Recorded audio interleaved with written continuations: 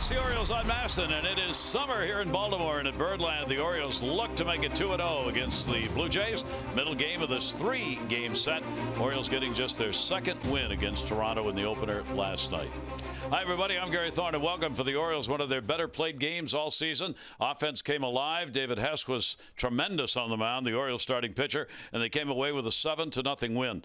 And one of the big turnarounds for the Orioles has been Trey Mancini. First half of the season was tough. He had a great rookie year. And then, of all things, he actually said before the All-Star break, I began to wonder whether I belong here. Well, Trey Mancini belongs here. Second half, he kept it going again last night. Take a look. A couple of very big hits. This one came in the sixth inning. It would give the Orioles a 4-0 lead, and it would give David Hess the opportunity to be the winning pitcher in the ballgame. But Mancini was not done. Just to make sure, seventh inning, he delivered a double. That would score two more. That's the 28th hit he has had in August. That is the team-leading number, and a 5 RBI night. What a difference it has made. Look at the numbers. I mean, that's almost unimaginable that the average would jump that much. The runner in scoring position number he was so good at last year, now way up, 281. The slugging up, the OPS is up. The home runs, I mean, he's reaching the number he had in half the number of games, and the same thing is true in the RBIs.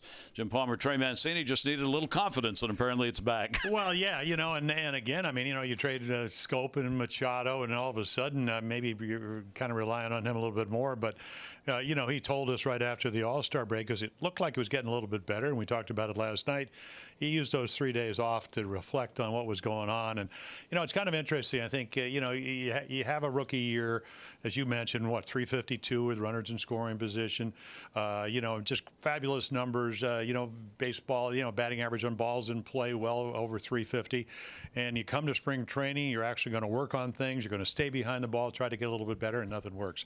So to go 7 for 53 with runners in scoring position, and we could see him grinding the bat. But again, this guy's talented, and it's kind of interesting when you look at what's gone on in 2018, Gary. When you look at his minor league numbers, almost every time he made a jump, he struggled, and then he figured it out. So he's figured it out lately. I don't know how much they'll pitch to him because he's been that hot, but at the end of the day, he can play first, he can play left field. He's a pretty good player. And he's adopting to a DH role. Buck Showalter's giving him more chances to do that, and as he told us after the game last night, he really likes it. Let's not leave out David Hess. Hess is really coming along. Well, he really is, and again, what you'd ideally like to have. I mean, I was talking to Roger McDowell, and I said, so what's going on? He said, well, he cleaned up his wind-up. They had a little tough love meeting after that game in Texas because he was not good at all. The Orioles would score some runs, but he was out of the ball game after, about 3 1/3 innings. They looked at the film. Hey, what were you thinking?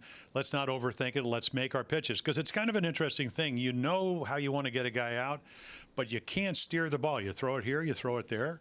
Got a pretty good defense. We saw that last night. They played about as clean a game as they played in 2 months last night to beat the Jays for only the second time in 14 games. So I think Hess understands that, used his slider, made some good pitches, a couple of good fortune balls hit hard at people. The Martin ball almost went out of the ballpark, didn't. And then all of a sudden he gets through 6 innings. So that's 13 innings against the Blue Jays, back-to-back starts, only 1 run. Pretty special. Yeah, very good. Great outing. Orioles will hope to duplicate that tonight with a new left-hander on the mound. When we come back, we'll have a chance to tell you about Josh Rogers, who's going to make his start for the Orioles.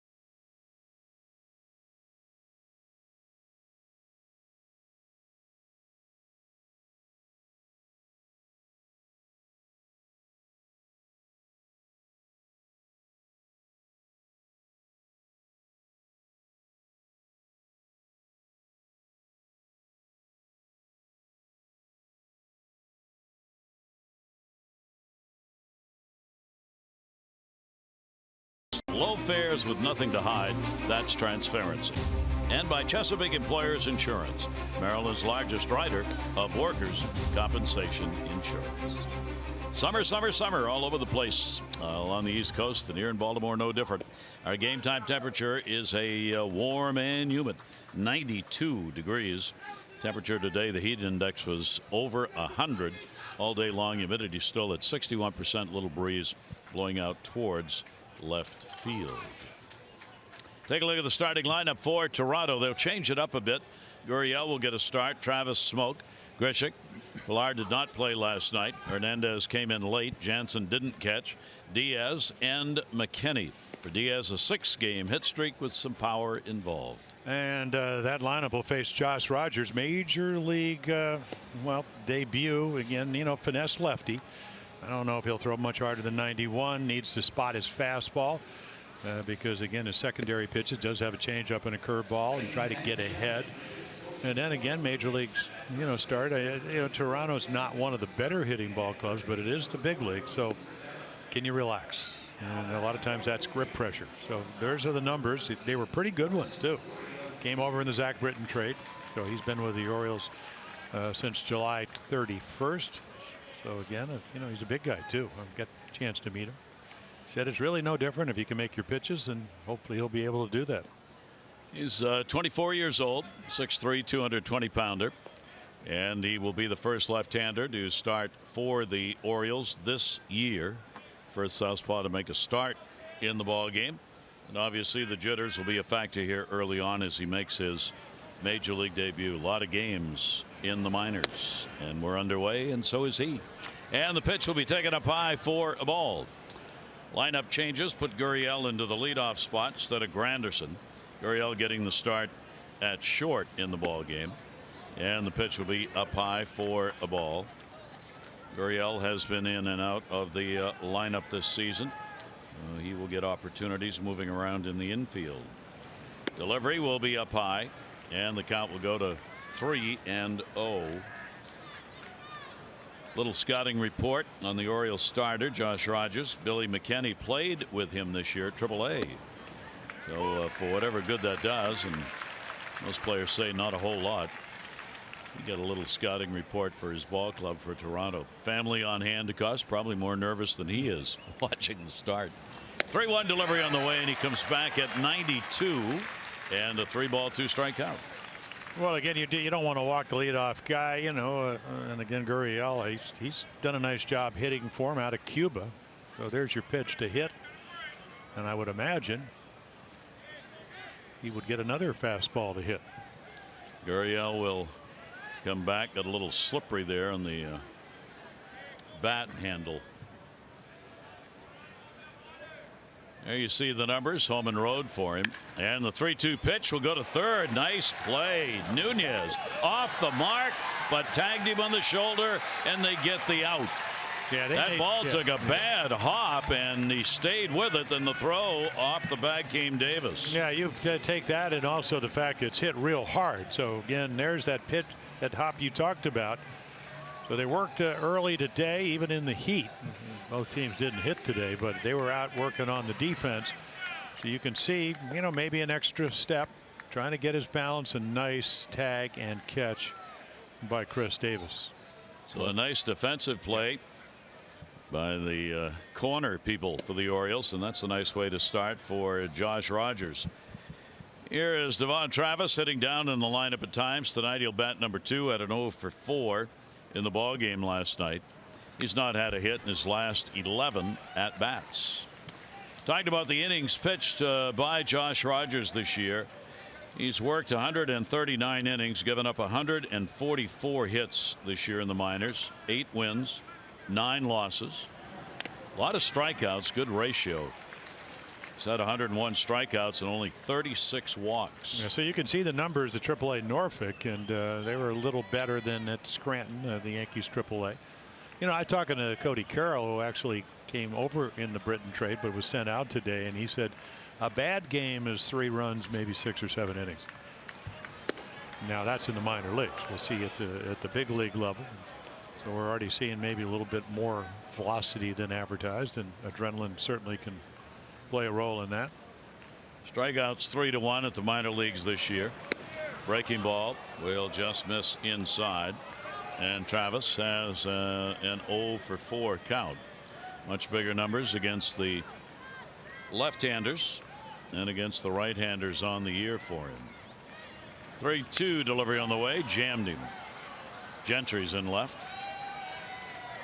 And he will put it away, and there are 2 down.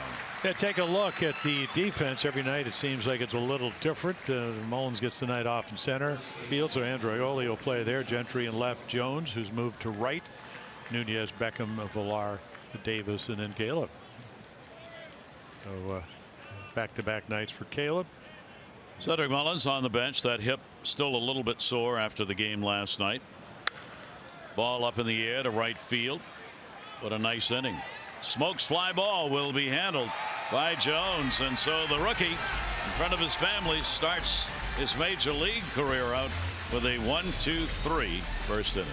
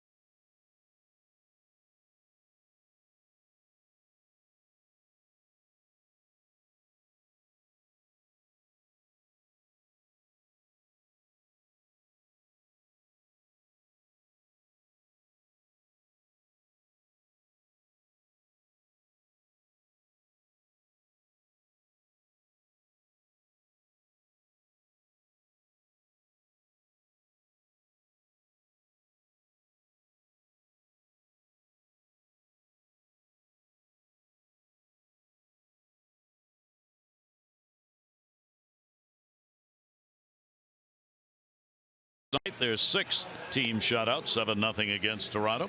Here's their starting lineup, brought to you by Southwest. Low fares, nothing to hide. That's transparency. The R, Gentry and Mancini, Jones, Davis and Beckham, Nunez, Andreoli and Joseph. The season versus Toronto. There's a reason Craig Gentry's in the lineup. And Thomas or Tom Pannone, depending on what you want to call him. A lot of fastballs. Of course, this will be his 2nd major league start. His first against the Orioles. Pitched very well. 1 hit in 7 innings. In fact, he had a no-hitter going into the 7th. He'll Trey Mancini. Again, not overpowering, but hides the ball well. Good changeup and breaking ball. The R will lead it off for the Orioles, moving into the leadoff spot. There are the numbers for him, obviously, against the Orioles. 0-1 delivery on the way. The R got himself out of an 0-for-13 in the ball game last night, picking up a couple of hits, and he was on base all 4 times, as he had 2 singles, 2 walks, and would score a couple of runs, batting in the number 2 spot. And he'll take the pitch away from the 24-year-old left-hander. Yeah, DeMarlo Hale, their bench coach, as we look at Villar, he said first time he's bunted with 2 strikes all year long. So they had the scattering report, and that kind of precipitated the rally when they put 4 on the board in a 0-0 game in the 6th inning. 1-2 delivery on the way to him. Popped up first base side. Smoke. And for the first time wearing number 2, Villar is retired. So again, up in Toronto, the Orioles went 0-10 there. So very sneaky, deliberate, hides the ball well. And again, I mean, in and out, you know, occasional breaking ball, occasional changeup. We just saw him jam Villar to start this game. And then, of course, meanwhile, they would get him a bunch of runs. But again, he can pitch. Put on with 1 down. Here is Gentry. Gentry an 0-for-3 off Pannone in that ball game in Toronto. And a strike on the outside corner. this season. Pannone has appeared in 5 previous games, only one as a starter, though. And the record 1-0, the one he got against the Orioles. Other games came on in relief. So they are taking a long look at this left-hander. Swing and a miss on an 84 down and into him, and an 0-2. A pretty good way to pitch. First fastball at 90, 91 on the corner, and then a changeup with real good arm action. So you don't read it. I'm talking to Pat Tabler, who, really good player in his own right, does television. He said Jimmy Key. Ground ball, that's going to go to short. Gurriel there will hustle it over to first base. Smoke with a little extra reach gets the out. Yeah, take a look at the defense. McKinney, Pilar back in the lineup. Gritchett in right. Diaz, Gurriel Jr. He gets to play short. Travis, who really played well last night defensively, Smoke. And then Danny Jansen, young catcher, coming to the big leagues and hitting very well in the month of August.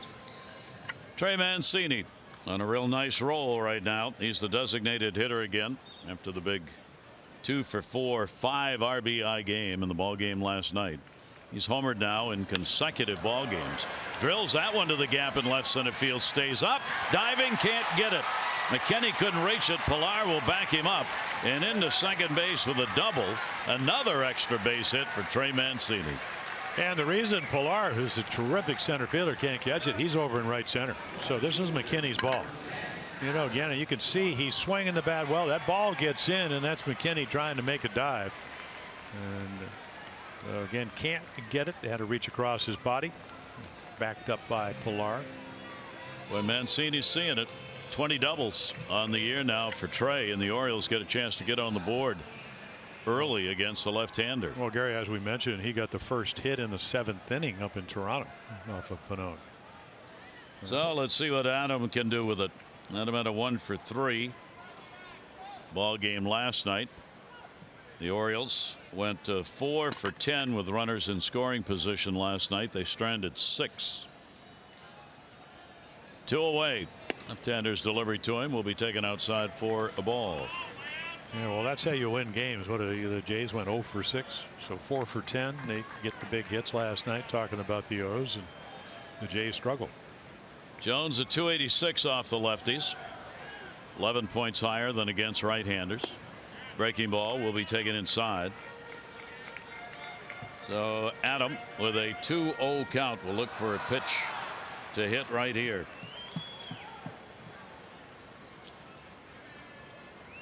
Trey Mancini will get a good jump at second base. Would have anyway with 2 away, but they're not trying to hold him close. And Adam on an off-speed delivery that was down and in, a breaking ball at 89, and couldn't catch it. Don't throws. We got 2 lefties who are going to throw a lot of off-speed pitches in this ball game. He's got a good fastball, and if it's working, we'll stay with it early in the ball game if he's got enough zip on it. If not, pretty good repertoire of off-speed stuff. Jones with a 2-ball 1-strike count. It's a big lead for Mancini. Left-hander's delivery to him will be there at the knees for a strike.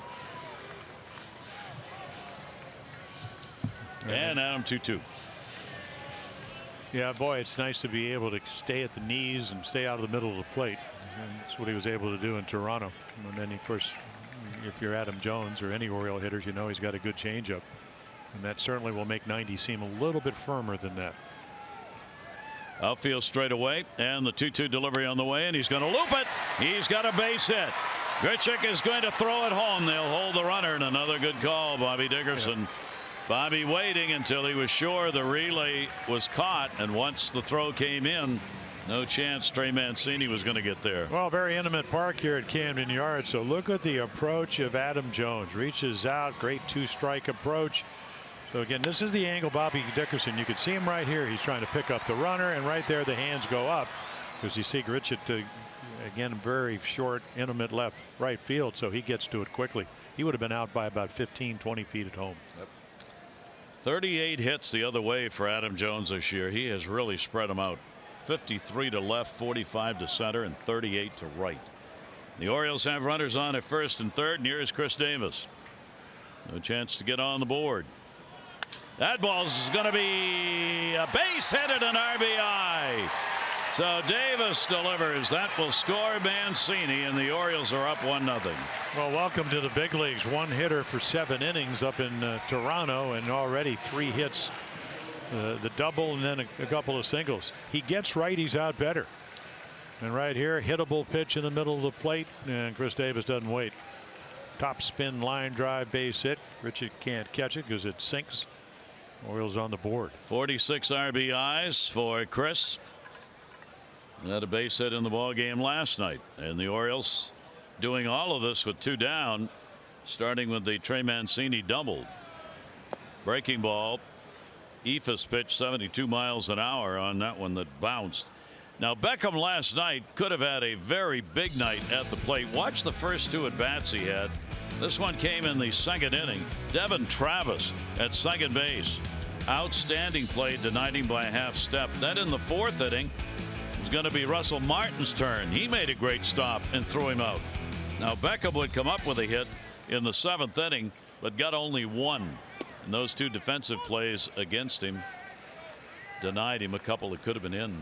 Yeah, the one hit he did kind of gave him a cushion. 4-0, made it 6-0 to add another run to win 7-0.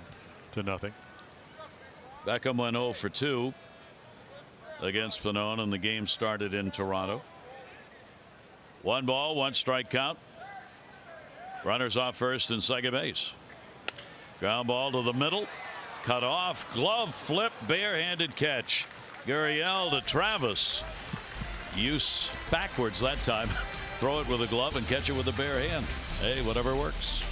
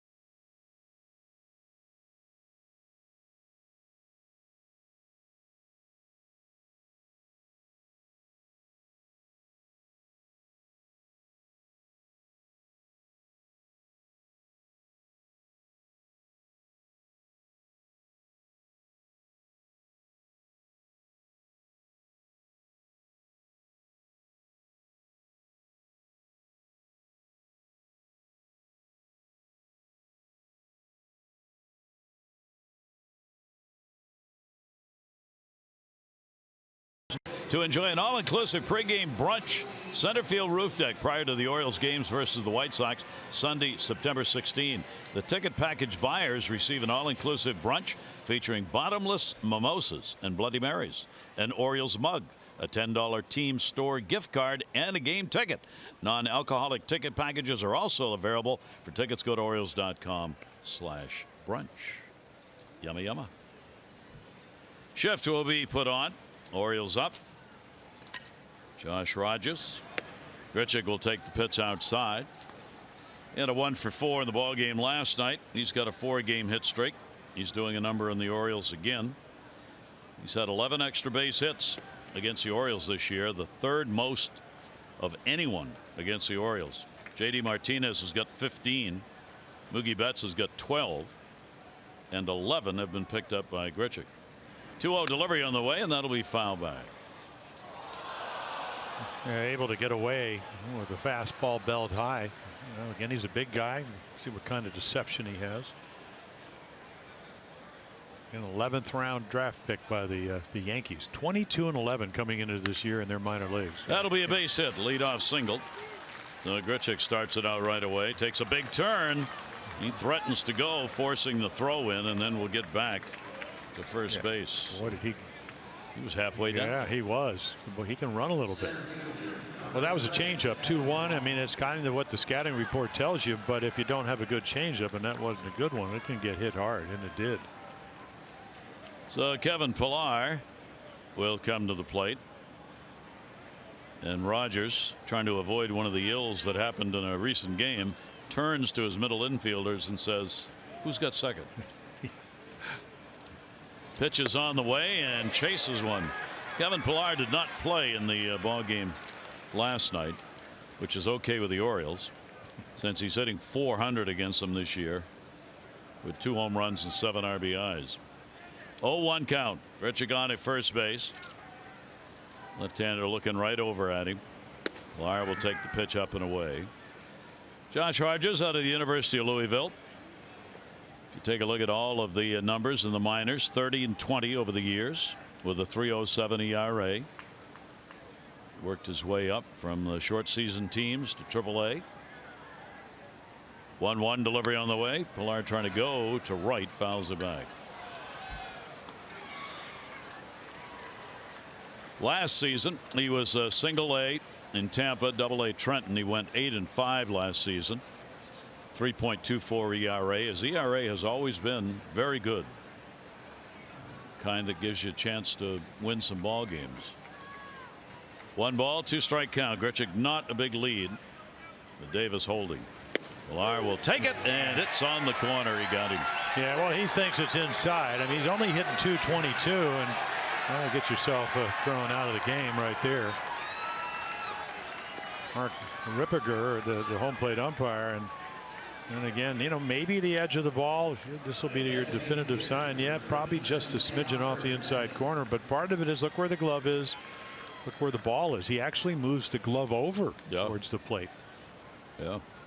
The Pillar retired after having his say, so the first strikeout in the major leagues. Josh Rogers will go to him against Kevin Pillar. Here's Hernandez, designated hitter tonight.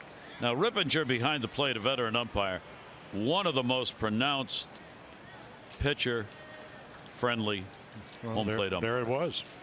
The calls are going to go the pitcher's way if his history is true. Doesn't mean he misses calls. It just means those close ones go to the guys on the mound. Pitch will be taken for the high strike, and Hernandez, the DH, he too has a turnaround question. Well, 18 home runs. I mean, he's hitting what, 245 against righties with 9 home runs, 20 points lower against the lefties, but less at bats and equal amount of power. Well, they can't find a spot for him on the field. He's a DH right now. His outfield play has not been good, and so he has been in and out of the lineup. So John Gibbons trying to figure out what do we do here while he's working on his defense. One is bad in the game, so that only leaves 1 role, but you got Kendrys Morales who fills that for Toronto. 2-1 delivery on the way, and that's going to be in the inside corner for a strike. Yeah, that one at the knees. Well, already they don't like Rippinger's strike. I mean, it's almost they're going to give him a grade every time he calls a pitch a ball or a strike. That always works well. Oh, yeah. 2-2 delivery on the way. It goes to left field with it. It'll be in the yard. Gentry near the warning track will put it away. 2 down. As you enjoy a Miller Lite, look forward to the whole true moment later in tonight's game. Orioles 38-94. Toronto 60-71 on the year.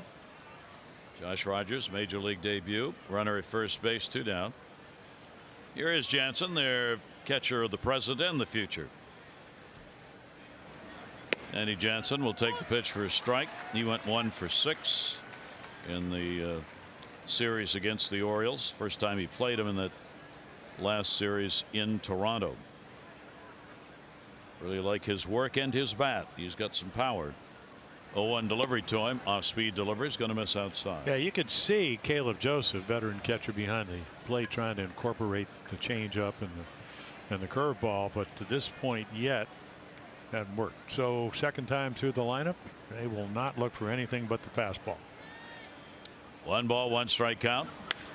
Fisted, second base. It'll drop with spin.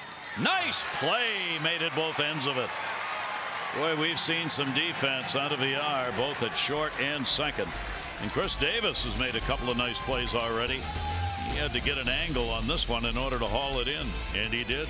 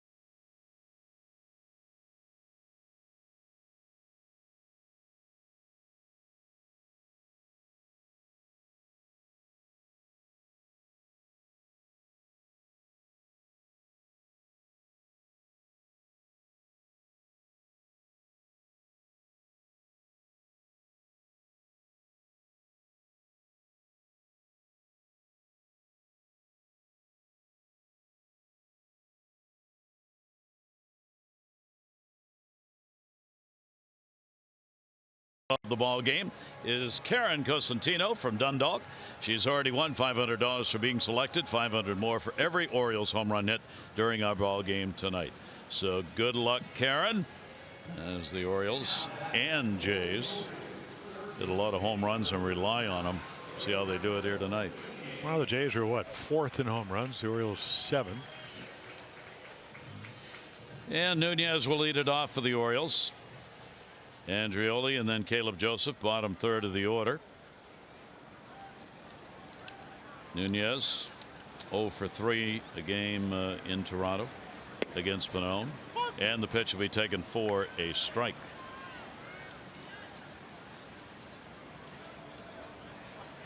0-1, shaded a bit, playing him towards the middle in the infield. Off-speed breaking ball. Left-handers have not been a pleasant fixture against the Orioles. From the Orioles' point of view, they are next to last in average against them, last in on-base percentage, slugging next to last, runner in scoring position next to last, fewest RBIs against lefties in the league. Home runs have been okay, but the left-handed starters have generally gotten the better of the Orioles, as has been true really for the last few years. Yeah, then you look at the Jays, they're worse. They're 14-30 against left-handed pitching, or left-handed starters. They've got guys in the lineup, I think either 3 or 4, who have those reverse numbers. Right-handed batters who actually hit better against right-handed pitchers than they do against left-handers. Yeah, Buck Showalter was talking about that today, and he said, you know, a lot of times it can just kind of be a mirage at this level, but if you go all the way back through the minor leagues, you can really see. 2 ball, 2 strike count. Manone's delivery will be fouled back and out of play for a souvenir. Orioles are 2-12 against Toronto on the season. One more game to be played in this series tomorrow, and Toronto's going to be coming back again. John Gibbons Ball Club will be here for another 3-game set before the season is over. 2-2. Nunez battling, and that one broke in on him, and he got way around on it. Yeah, they'd like to stay away from the high fastball. I mean, this kid in the minor leagues, I mean, last year AAA Nashville, 32 home runs, 23, 28, 18, 19 coming through the minor leagues. But at this level, you know, get a lot of fastballs to hit. Once they learn you have trouble with the breaking ball, and then when you do, you're a little late on it because you're wondering what's it going to be. 2 ball, 2 strike count. Nunez doing a good job keeping the at-bat alive here with the Orioles, hitting .261. 2 of his 3 home runs on the year have come with the O's. 9 of his 11 RBIs with the Orioles. And the 2-2 over the top breaking ball, foul back again. And Pannone kind of turns to the outfield like, well, haven't got anything else to throw. Yeah, well, yeah, and the target was in and he missed away, and he knows that's not the way he wants to pitch. Pete Walker on the right, John Gibbons, the manager, on the left. Pete, longtime pitching coach in Toronto, former major league pitcher. Ninth pitch of the at bat, 2-2 delivery on the way, and he'll take it full. So Nunez working him tough, and this is the leadoff batter. Andreoli and Joseph still to come up here in the inning. 24-year-old left-hander working on the 3-2. And Milwaukee earned that one. The Orioles get a leadoff man on base. Go to masson.me/and enter to submit today's word of the day. It's return. It'll be a chance to win a meet and greet with Adam Jones. Brought to you by Chesapeake Employers Insurance, your workers' compensation insurance company. Return to me. El Martino. Yeah. Nobody out, runner on at first base. Here's Andreoli. And the pitch taken down low. Interesting, Buck Showalter talking about why Andreoli getting a start in center and not Mullins. And he said, well, number one, the hip's still a little sore for Cedric Mullins. And we want to get a look at what Andreoli can do in center. 1-0 delivery. What he can do is drive it deep to center field. Pilar going back. Pilar warning track. And he makes a great running catch. Kevin Pilar all the way back over 400 feet away. And he hauls it in and retires Andreoli. Well, that's why he's one of the best defensive center fielder, because look how shallow he is. So he's got to go. And again, great jump. Never takes his eye off it. It's a great field and then almost stumbles into the wall. But that easily could have been over his head, double, triple. Hit it right on the nose. Well, we've seen some good defensive plays very early in this ball game by both teams. Here's Caleb Joseph. One down. Well, it's so interesting when you look at center fielders. Most of them play deep because it's easier to come in than to go back. Pilar can play pretty much anywhere he wants because of his ability to go to the wall. Nunez off first base. Finishing the story, there was a third thing that Buck Showalter said about why Cedric Mullins might not be playing tonight. I am hoping he can continue to make improvements needed to hit from both sides of the plate. So this whole thing about his switch hitting status remains an issue. Not a big issue, but one the Orioles are looking at. You know, we heard it in the spring, and Buck made a great point of pretty much getting him over and giving him at bats, and we saw how good a defensive player he is. Everybody's thought he's been a much better hitter with more power hitting left-handed. So right-handed is a work in progress. Yeah. And there's a left-hander on the mound. Breaking ball will be taken inside. So for the future, just in case doesn't come around on the right side, do we have a platoon situation for next year if in fact Mullins is going to be the starter? Well, is it Andreoli or is it maybe Austin Hayes if he can stay healthy, who may come up in September? Does Austin Hayes goes to right if Adam Jones doesn't come back? Yeah, well, we saw how well he can play right field last year. Made some outstanding defensive plays, but those are all things that will be potentially played out and solved by the end of next spring. 3-1 delivery on the way. Got a hold of that one to left field, but it'll be hauled in shy of the warning track. McKinney. 2 down. So Nunez with a leadoff walk remains on at first base. Caleb Joseph directly to McKinney in left. Well, we talked about it last night. You got to look around, see where they're playing, and don't hit them to them. It's so simple when we're sitting up here. It's just. Here's VR. Popped out his first time up. Getting that average up to 259. Down to third, even with the bag. That time was Diaz. He'll go across the diamond to get the out. No runs, no hits, no errors, and one left on base. 2 complete. Left-handers not giving them up.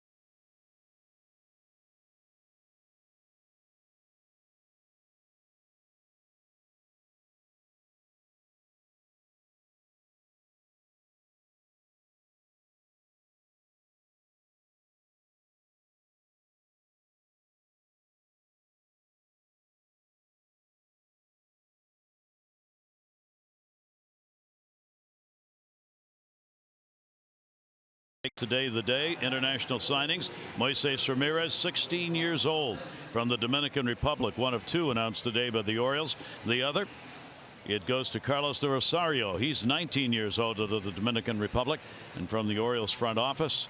Why do it? Today's signing is part of the coordinated plan for the Orioles to reestablish the club in the international recruiting arena. Ramirez, the tools to be a solid offensive middle of the diamond, and Del Rosario, he has the size and pitches to develop into a major league pitcher. Development staff looking forward to working with them. Well, it's good to see. You know, that's usually they would trade the international money in years past, with a couple of exceptions for players that they could scout here. So Ramirez, usually, you know, you start scouting them when they're 14, make commitments.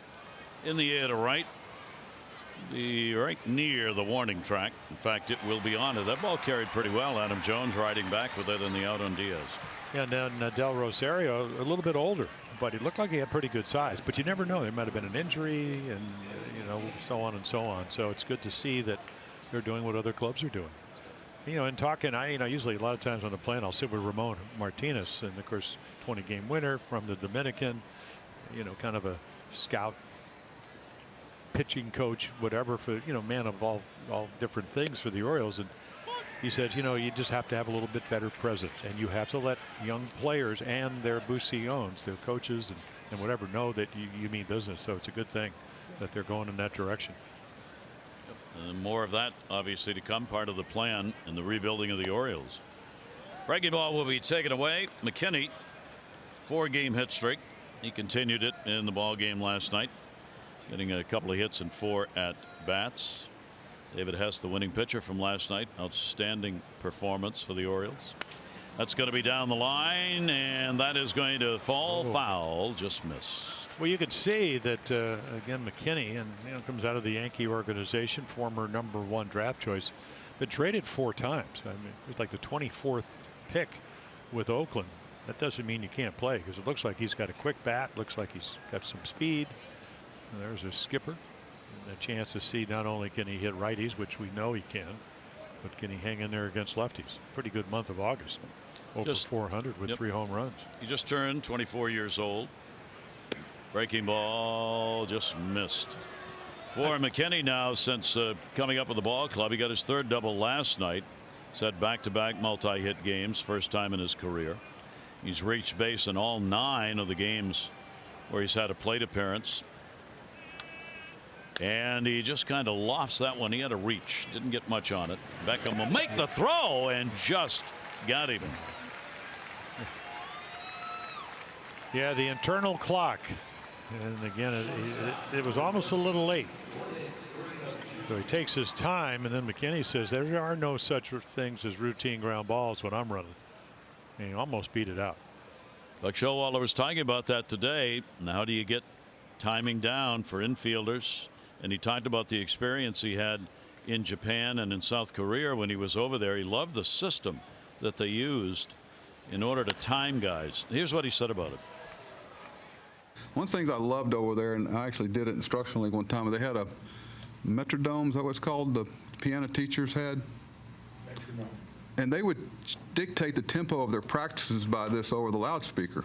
Like they want to take a quick infield. In other words, the ball's always hit on the beat. And they would go pitch, whack, fungo. So we go pitch, bing, fungo. So their whole game, their whole practice was a tempo. And all of a sudden we want to take infield, and they started going quicker and make everybody play faster. Well, that's the kind of clock we keep talking about. That's the way they develop it over there, and Buck really liked the way that worked. Adam Jones, 1-2-3 inning.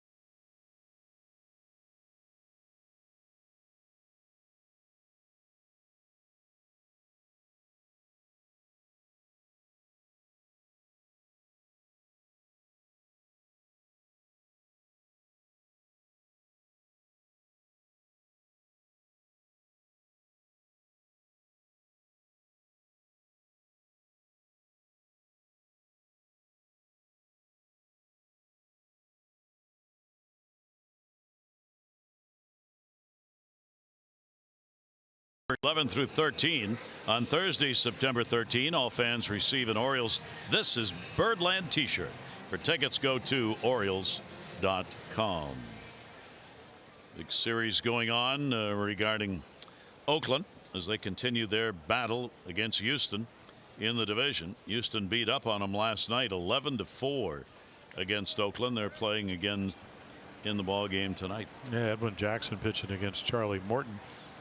They still, 4 games behind the Yankees, but 4 games ahead of Seattle for the second wild card.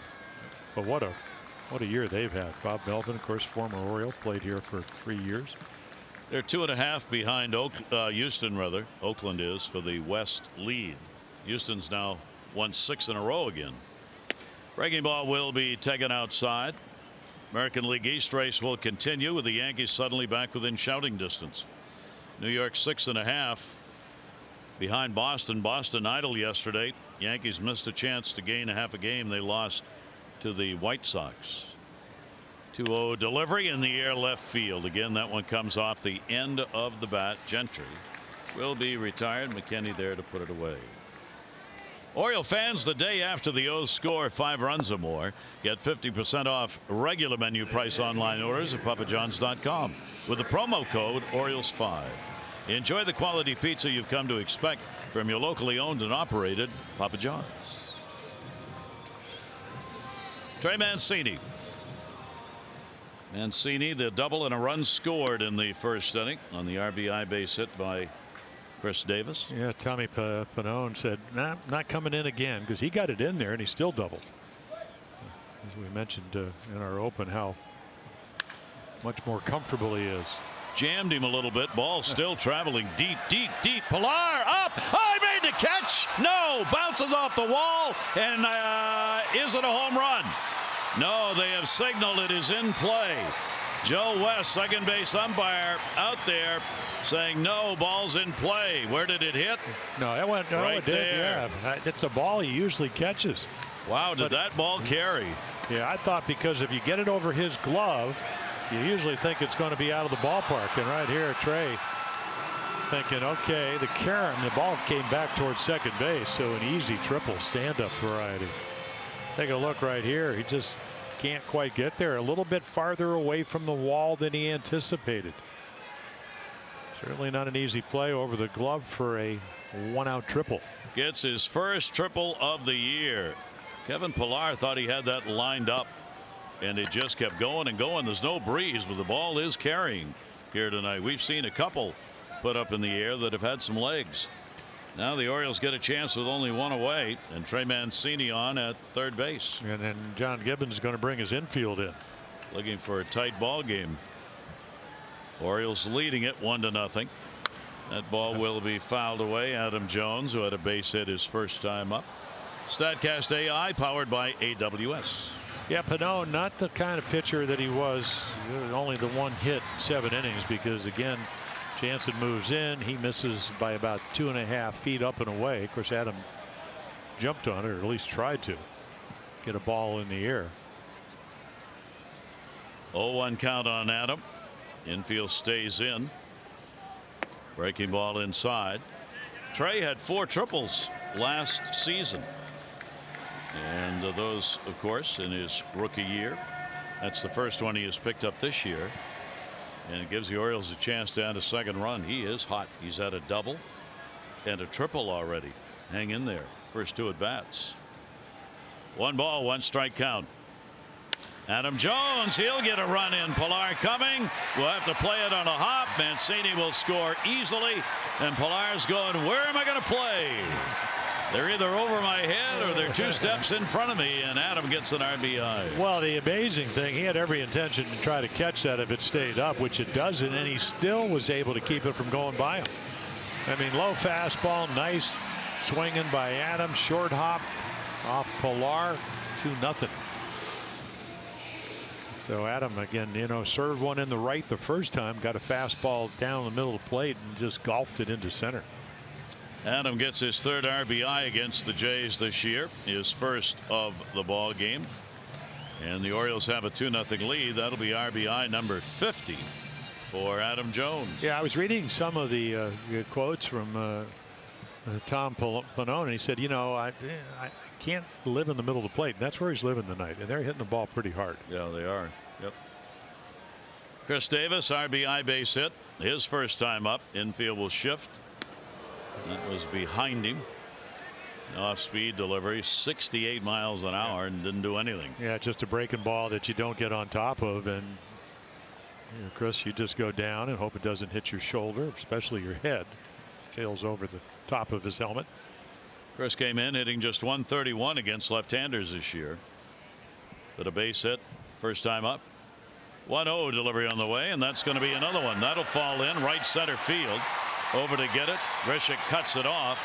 Will hold him to a single, but over to third base goes Jones, and the Orioles bats picking up right where they left off last night. So Mancini's 2 for 2, Jones is 2 for 2, and Davis is 2 for 2. Yeah, medulitis for Pannone tonight, and they're not missing it at all. And they've made adjustments. He's not as good as he was in Toronto. And again, I mean, this is only his 2nd major league start.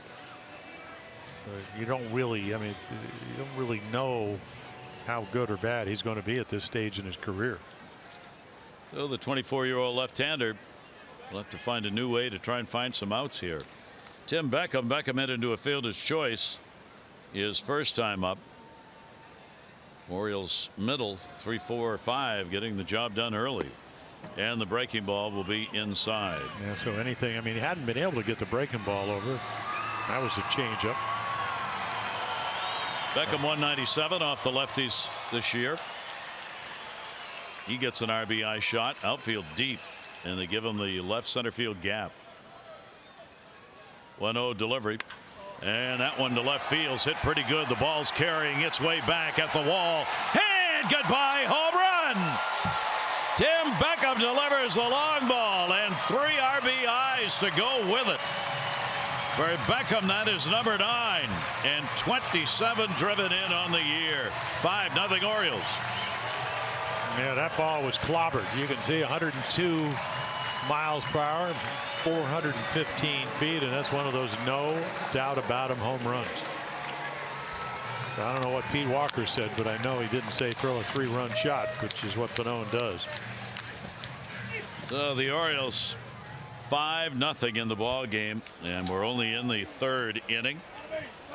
And for Beckham, boy, he take that one. That's his 2nd home run against Toronto this year. That ball in the air to center. Pilar's actually got a play on this one off the bat of Nunez, and will retire him.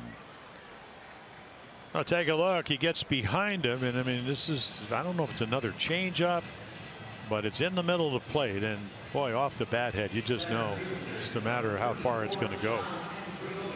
And of course, if you're Pannone, you know it's going.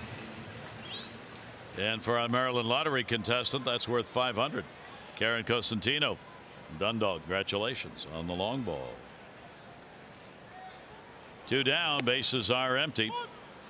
And the Orioles, almost the exact same number of percentage of runs scored off homers for these two teams. The Orioles, 46% of their runs have come off home runs, and Toronto just a fraction above that. 1 ball, 1 strike count. And then what, the Yankees lead the American League 50% of their runs. Yep, off the long so ball. Now you know why they miss Aaron Judge and Sanchez and Bird, who's been in a slump. Andreoli will put it up in the air towards right center. It'll be Pilar coming over, and he will put it away. But the Orioles have a big 4-run 3rd inning. They get it done on an RBI by Jones and 3 on the home run by Beckham.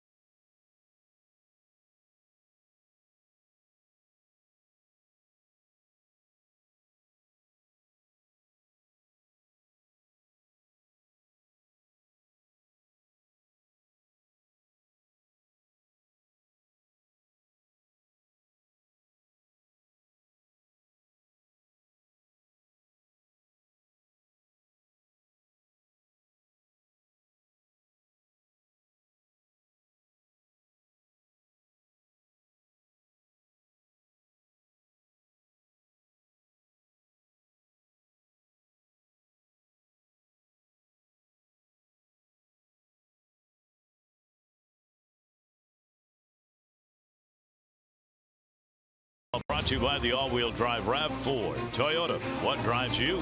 Visit buyatoyota.com for great deals. Harry Thorne and Jim Palmer with you as the Orioles try and make it 2 in a row. Beckham helping the cause, delivering the long ball, and 3 RBIs. Beckham's now got 7 RBIs against the Blue Jays this season. In this, the 15th game these teams have played. Well, what a nice start offensively in supporting Josh Rogers in his major league debut. This will settle the butterflies down a little bit. You know, you got some room to work. Devin Travis will go after the pitch and foul it back over the screen. Yeah, he started going 3-1, and Gurriel came back, got him out, and then the last 2 outs in the the 3rd inning, changeup and slider. So all of a sudden, Caleb Joseph able to get him to incorporate some of his pitches other than the fastball. Ball up the middle. That'll be a base hit. So for the 2nd inning in a row, Toronto will get the leadoff man on base. Our Maryland Live Casino inside the numbers. Well, there you go. And again, I mean, we talked about the fact the Indians have nobody. The Phillies, as there was talk they were going to get Cole Hamels. He went to the Cubs. Pirates only 5. But again, this is the first start by a left-hander. You know, a lot of the youngsters coming through the Oriole minor leagues are left-handers, so that'll probably change over the upcoming years. Breaking ball strike in the outside corner. Smoke flied out to right field. His first time up. 5-7-0 for the Orioles. 0-2-0 for Toronto. 0-1 delivery. Smoke will take that one to left field. That's going to be a base hit. So 2 on to start the 4th inning, and Smoke gets out of an over after flying out his first time up. White Sox visit Oriole Park September 14 through 16, Saturday, September 15. First 35,000 fans 15 and over get the Orioles lightweight hoodie. For tickets, go to Orioles.com. So Smoke is on. Toronto trying to answer back in a hurry here. You know, we always talk about it. Second, third time through the orders. Second time they get to see Josh Rogers. Smoke had been 0 for 17 prior to that base hit. First ball hitting. Grishik fouls it away. Grishik picked up a single his first time to the plate. Yeah, he had a changeup belt high and smoked it up the middle. You know, Josh Rogers, you know, he's got to throw strikes, but at this level they have to not only be strikes but quality strikes. I had a chance to talk to him. He said that's what he was saying. Hey, you still got to make good pitches, whether it's the big leagues or the minor leagues. You'd like to think that at this level the hitters maybe adjust a little bit quicker and more often and maybe to a better degree. 0-1 delivery on the way, and Grishik will swing through the pitch that was up at just 80 miles an hour. 0-2. So it took it off and had him off balance. Trey Mancini, of course, in the DH role, already 2 for 2 in the ball game. Bobby Dickerson on the right, talking some baseball. 0-2 delivery on the way, and that's way out in front and foul. Grishik is the leader for this ball club in 2 baggers, 22 doubles, and the Blue Jays counted on his bat here in the second half with a lead in that department. He's 4th overall on the season in doubles. 0-2 count. Runners off first and second. Infield looking for 2. Right field, Adam Jones coming over, long run, and will get there in foul territory. Runner will tag. Throw will come all the way through, not in time. Devin Travis moves up on Grishik's fly ball out, and Smoke will stay at first base. Yeah, Adam made the last out of the last inning, and not an easy play, but he got to that ball very quickly. And you're looking for outs here. Long run in that gap where the Orioles play this. So now runners at first and third, 1 away. Orioles infield looking to see what's on as the signs are relayed by Caleb Joseph. Smoke is not a runner at first base. Yeah, so it's not the what's going to happen if he runs. You know, Rogers won 2 ground balls so far. We're in the 4th inning, so more of a fly ball pitcher. Would love to get a ground ball. Pilar runs well, so tough to double up. Pilar hitting .301 with runners in scoring position. Strikeout victim his first time up. Caleb looking over to John Russell, the bench coach. 1-0 delivery on the way. Foul back and out of play. Again, I was talking with John about what he calls over there the other day. I said, you ever thought, about calling a game, especially for a young pitcher? And Russell said no. Said the catcher, and he was a major league catcher, he said they always have a better idea behind the plate of what the hitters are doing. They get the last second adjustment. I can't see that. So I want the catchers to call the game. I'll just help out on those runners at first base. Throw over, hang on a little longer, that step off, that kind of stuff. But he does not call pitches. Yeah, a lot of criticisms that a lot of catchers and even pitchers coming through the college where they actually do call pitches. Want to be in complete control. I mean, how would you ever be able to really think about the game if everybody called all your pitches for you? mind-numbing. No. Pitch will be taken up. So well, that would, and you know, he's thrown his changeup. Yeah, that would set up that pitch right there. Would set up a changeup down and away, and hopefully he can maybe hit a roller at somebody, and you turn two. Travis and Smoke are the base runners. Pilar with a 2-2, and he'll muscle that to center field. That's going to fall in for a base hit. That will score Devin Travis. So the first run against Josh Rogers is driven in by Kevin Pilar, whom he struck out the first time up. They're on the board. It's 5-1. Yeah, 3 base hits here. I mean, singles, but that's a little slider that doesn't quite slide. And, you know, give Pilar credit. You know, he's trying to strike him out, but it stays right in the middle of the plate. He doesn't miss it. So Pilar picks up the RBI to get Toronto on the board. And a 5-1 game, still only 1 down. And here's Hernandez, who flied out to left field his first time up. He'll go after it down to short. Beckham, 1 relay. Got him at first base. And John Gibbons says, hang on a minute. Want my video people to take a look at this one. Yeah, well, nicely turned, even if they don't get the call. And this is what John Gibbons is looking at right here. And I'll tell you what, bang, bang. I don't know if there's enough to change. Certainly very close. Still looking. He's got 30 seconds supposedly to give an answer as to whether or not he wants to challenge. I think he was out. Yeah, I think it was nothing on the field that you can change. So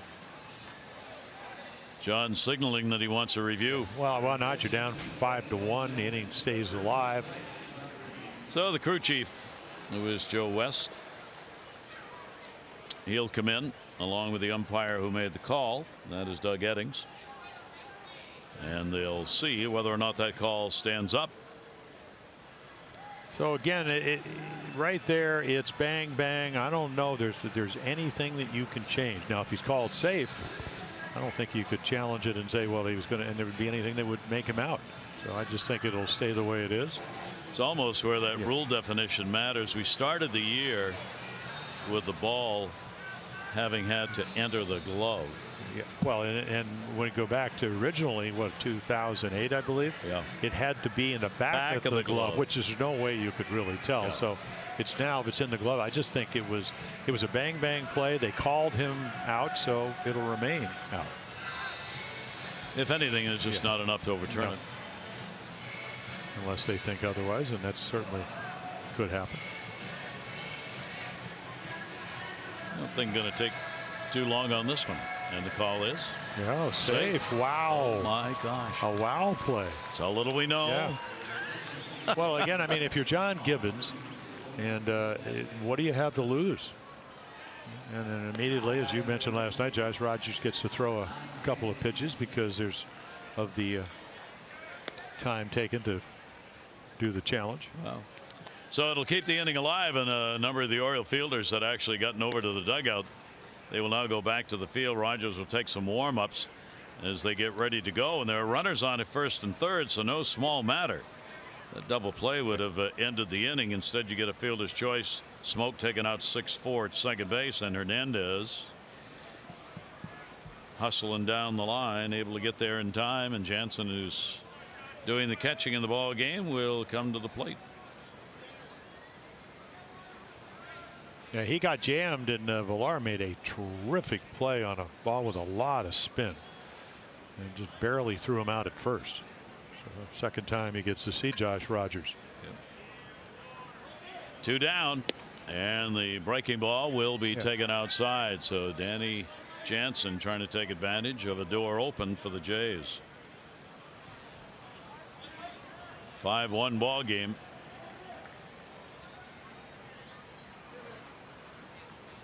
Delivery on the way.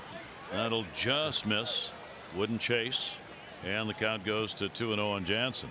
Yeah, great story. Of course, I didn't do the games in Toronto, but Danny Jansen, that's when Adam Jones in 2004 played in Appleton. His family was the host where Adam stayed. So he knew Danny was, what, about 8 or 9? Yep. Pitch will be taken up high. So these are all extra pitches now having to be thrown because of the reversal on the call. Yeah, and then you got 15 or actually 16 home runs waiting in the on deck circle. 3-0. Runners off first and third for Toronto. No green light there. Pitch taken for a strike. Diaz waiting on deck. So, well, if you pitch to the left-hander being tested here. Yeah, if you pitch to the scoreboard, most likely, even though it's a hitter's count, that's what you're going to throw. Even though he's done a nice job of incorporating his other pitches the last 2 innings. And they're loaded. Yep, and that gets the walk.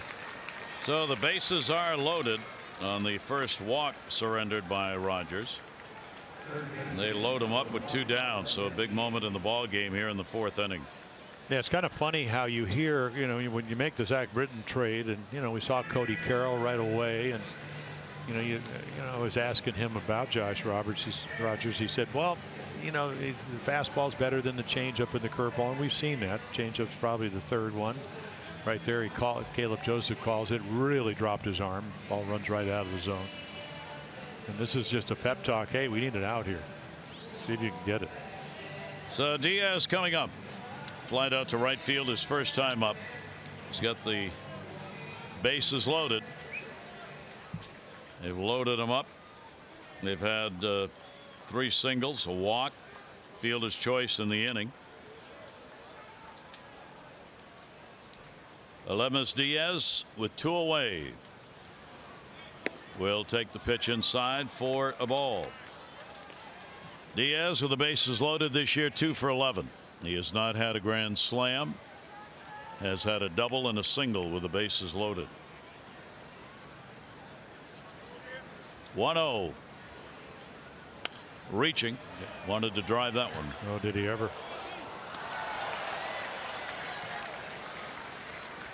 Last one they got, Curtis Granderson against the Royals on the 15th. Curtis not getting the start in this game. There he is on the bench. 1 ball, 1 strike count. There are 2 down. And he challenges him, and it's fouled back. And you got to read that swing. As we said, Diaz with 16. I mean, he gets a fastball. It's up out of the plate, and this is a well-intentioned swing. And you can see the grimace. Got a pitch to hit, missed it.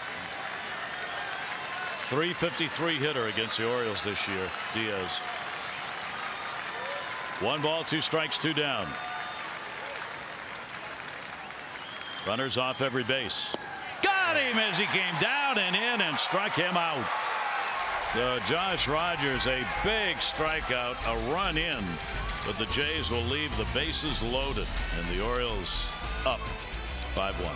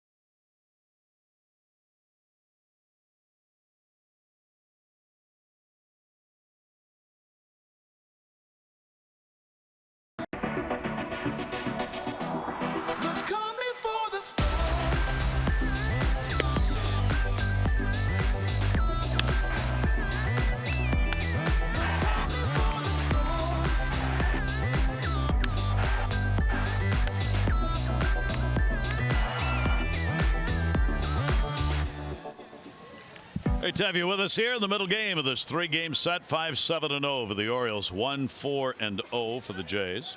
Josh Rogers, major league debut for the Orioles, called up today. And he has walked one and struck out 2 in that big strikeout, leaving the bases loaded last half inning. So the Orioles will have Caleb Joseph leading it off, then the top of the order, Villar and Gentry. Panone's pitch, the left-hander will get it in up high. No strikeouts and a walk. Well, I'll tell you what, yeah, flied out first time up. Yeah, Caleb did a great job. He was like a ship captain trying to go through a narrow channel. What a call and what a pitch there. Strikeout Diaz. 1-1. Another one of those floaters at 70 miles an hour. 2-1. Throwing a couple of those that just have enough to get to the plate. 2 ball, 1 strike count. 2 24-year-old left-handers against one another tonight, and then came back at 88. And again, as we've seen so often this year, those high strikes pitchers go after. Well, if you swing at it, it's 2-2. If you take it, it's 3-1. But there's been a lot of swinging going on. You think you can hit it. 2-2 delivery will be way up and away. Well, you saw the 3-run home run by Beckham. What was it? It was a ball down, easier to get to. Even though Tim Beckham's a real good high ball hitter, he's a rarity, but he golfed that ball out of here. He just dropped the bat head. 3-2 delivery, and he got it on the fist and fouls it back. Toronto's relied a good deal on their bullpen this season and may have to do that again in the ball game tonight. Their starters are 12th in ERA. Their bullpen's 9th. Orioles are 14th in ERA overall. Same for their starters. And another one that rode in a little bit. Caleb again able to foul it off. I was reading something the other day. I mean, last year they only used 7 starters the whole year. One of those really low numbers. This year, I think 13 starters. 6 of them rookies. 6 of them rookies. Yeah. Yep, they too in a. There's their manager, John Gibbons, former #1 draft choice as a catcher. 3-2 delivery, and again foul back. So 3 foul balls. Working on this 3-2 count from Caleb. Gentry on the right with the skipper. Orioles getting to their average here at home, 4.24 runs per ball game at home. They're a run better at home than on the road. That in the air to right field, hit pretty well. Will carry shy of the track. Grichuk is there to put it away. 1 down. The White Sox are coming to Oriole Park September 14 through 16. On Sunday, September 16, first 20,000 fans 15 and over receive the Orioles replica BP cap presented by DAP. For tickets, go to Orioles.com. Here's Villar at the top of the order.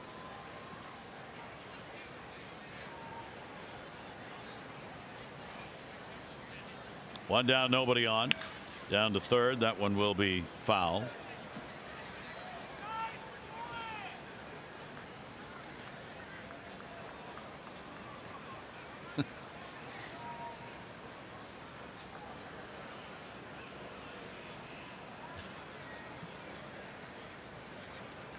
Oh, 1 delivery. That'll be the other way foul. Bullpen action already. There'll be a Genie up in the bullpen. Yeah, hard throwing righty. Over the years has started and relieved much better as a reliever. Former Rule 5 pitcher out of the Giants organization.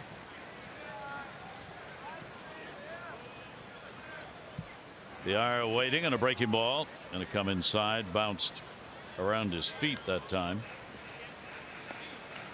1 down, nobody on here in the 4th inning. As the Orioles try to give themselves a chance at a sweep themselves if they can win this one. Tomorrow night, 3rd game. 6:30 O's extra, 7 o'clock on Masson for the ball game. Pitch drilled to left field. That's going to be a base hit. He went up and got it. Diaz on with a single.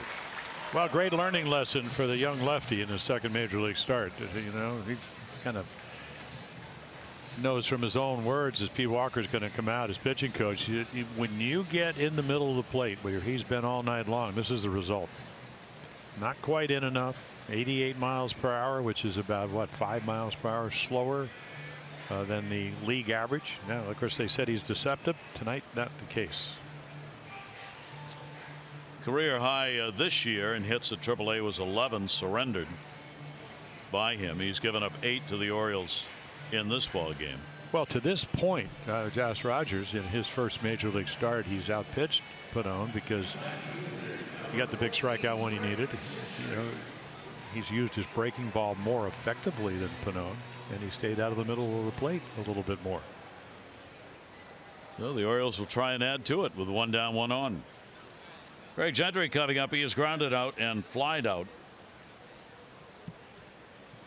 Orioles with Chris Davis RBI single, RBI Jones on a base hit, 3-run homer by Beckham. Runner goes, throw down. He's there again. He just keeps running. Stolen base for VR. Well, the one thing about the Jonathan Scope trade, you got a guy that can play a little bit. You know, a couple of years ago led the National League in stolen bases with 62. He's not afraid of attempting to steal bases. You see Gurriel, you know, not a bad throw, because if he catches it's going to be pretty close, but he dropped it. So Villar can hit home runs. He hit 19 2 years ago. Already's got 10. And as you said, Gary, looks like he can play short or second base. 7 for 7 with the Orioles in stealing bases. And overall on the year now, he's 21 for 23. Stay above that 75% effective rate, and base stealing matters. 1 down, 2-0 delivery on the way. And he tags it left field at his way back. And goodbye, home run. Halfway up. Gentry delivers. The Orioles get 2 more and have a 7-1 lead.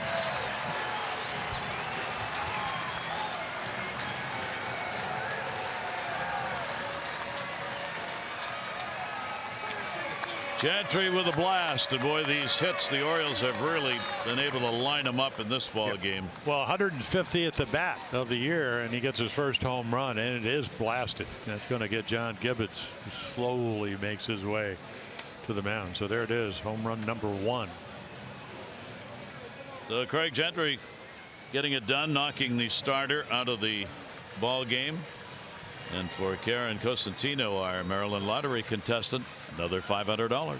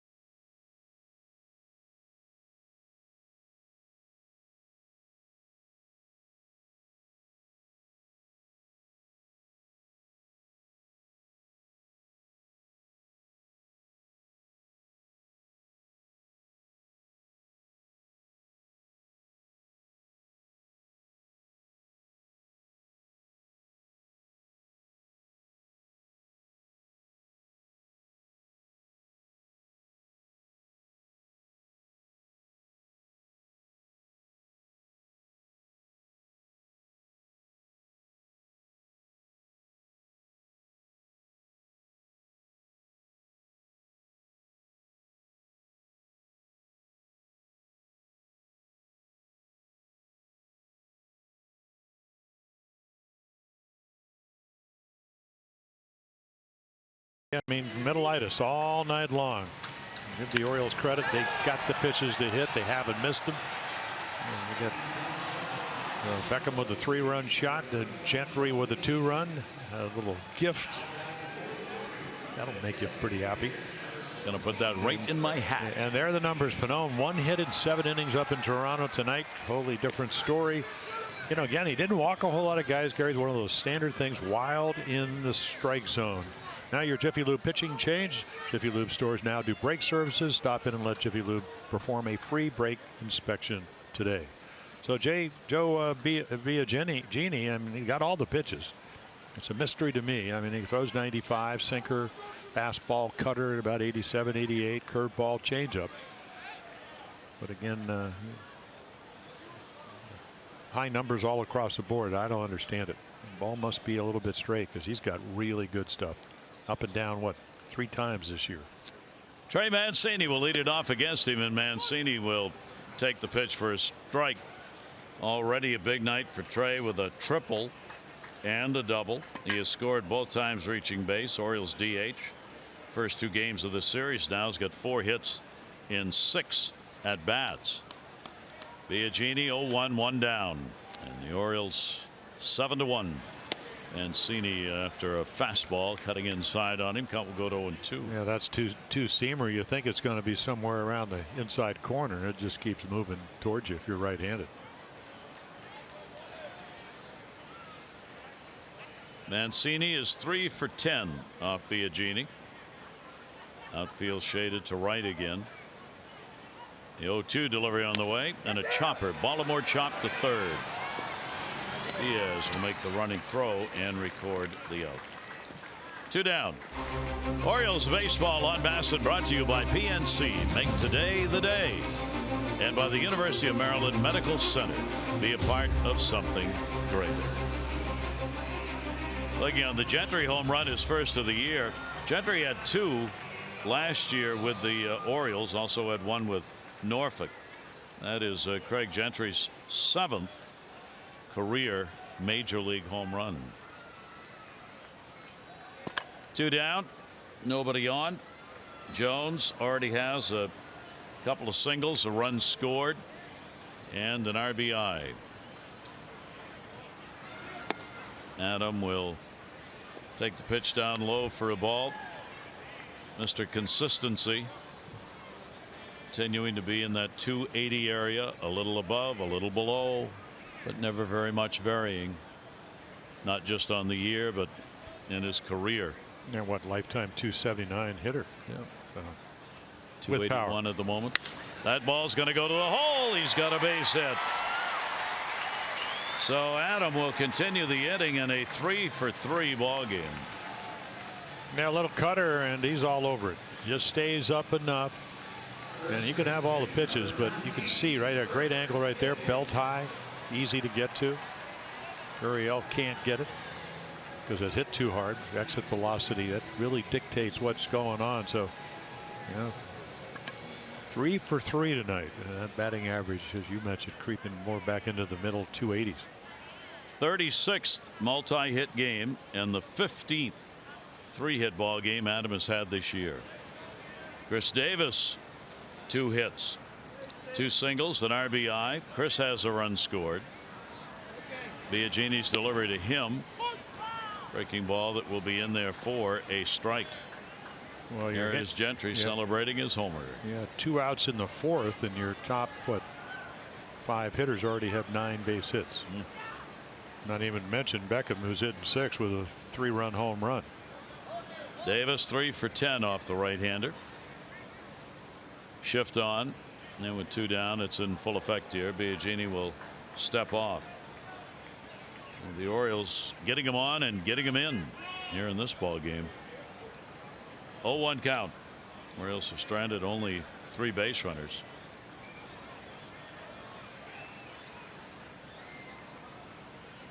Look over, short lead, 0-1. Shortstop in the shift. And the play made to record the out, but the Orioles get it done again. As Gentry delivers ahead of him, Viard picked up a base hit. He delivers his first home run of the year.